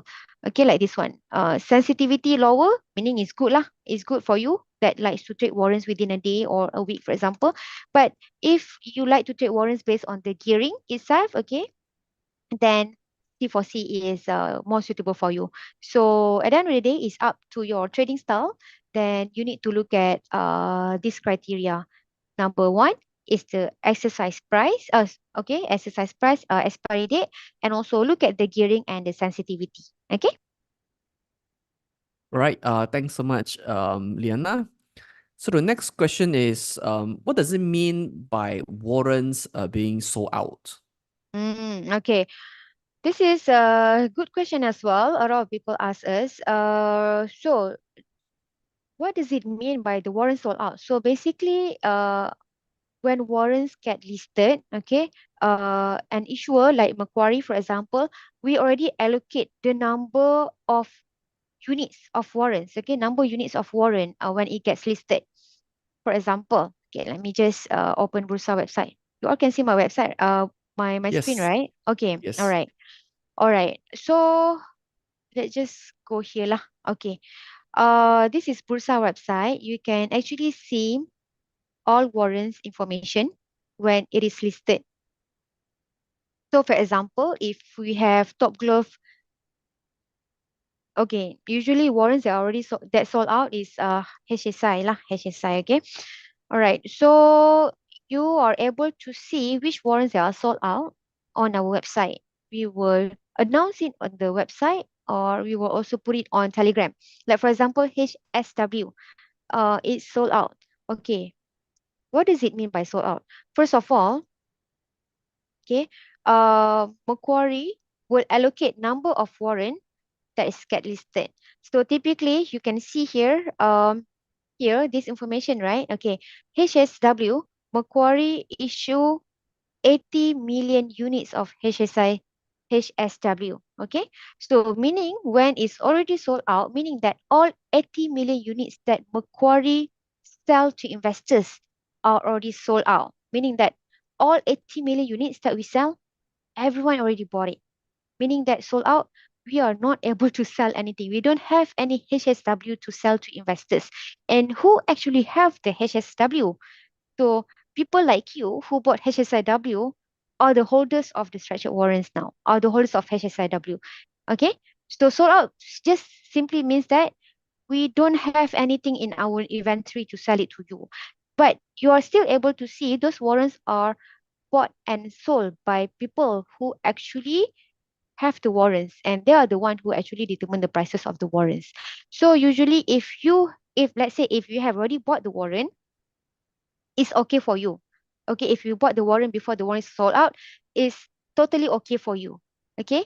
But the dangerous is that for you that you just wanted to buy the warrant, but the warrant has already sold out. It's not good for you because the warrants that are sold out, the prices of the warrant may get inflated. May get inflated meaning that now is based on the supply and demand.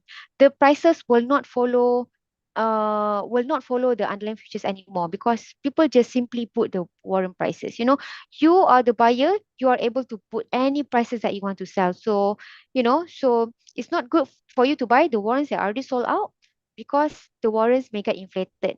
And as a result, you buy the warrants not at actual fair price. Okay. So typically you will buy the warrants at a much higher price than the actual price itself. So that it means by the sold out warrant. Thanks for clarification, Liana. Now, the next question is asked by Stephen. So knowing that the warrant is in the money, so would it be better if we leave the warrant expired in the money or we sell it right before the expiry? Okay.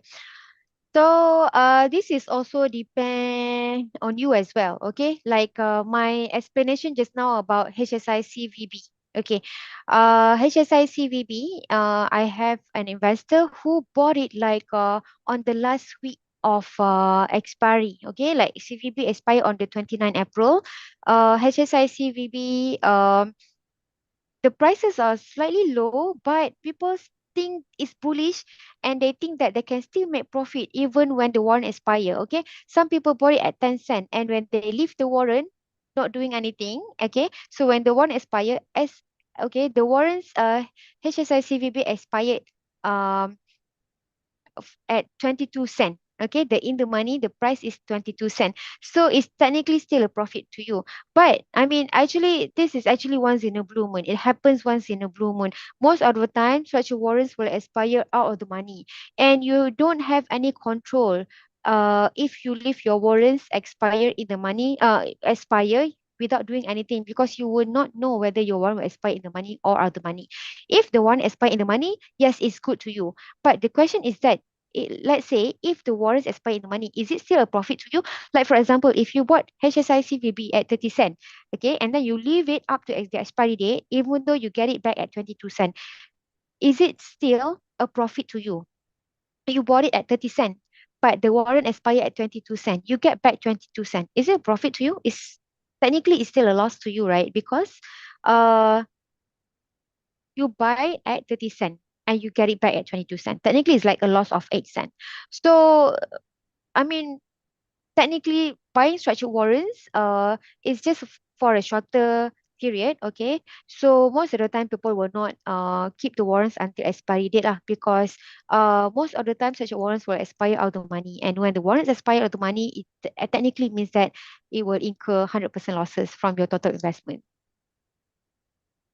All right. Thanks, Liana. I think time has really run out quite fast. Just let us do one last question. Liana, we know that you issued structured warrants on HSI as well. So there's a question to ask. Would you be able to advise, show us or demonstrate to us, how would you choose a HSI warrant during a market bull run? During a what? Market bull run. Oh, okay. So I think this one, right? Who actually asked this question? It's from PY Van. It's on the chat. PY Van. I see. I don't see that. Okay. I think it's actually I need more time to explain that. Maybe Okay, the then we yeah the move on to person the asked, yeah, maybe we can just call me on Monday. I can actually explain more about it to you. all right. Okay, so then we just take another question as the last question. Sure. So how do we know how many inventories are left for the Okay. warrant? All right. Sure. This one we either put it up on our Telegram channel, or alternatively, you can always call us. You can always call our hotline number. Okay, here, this is our hotline number. You can all call us, and then we will be able to tell you how, like whether this warrant is like almost sold out, or we still have a lot of inventory before you can start buying the warrants. Yeah. Okay. Yeah. I think let's take one last question from MC. When you buy a put warrant, will the warrant price increase or decrease just before the expiry date?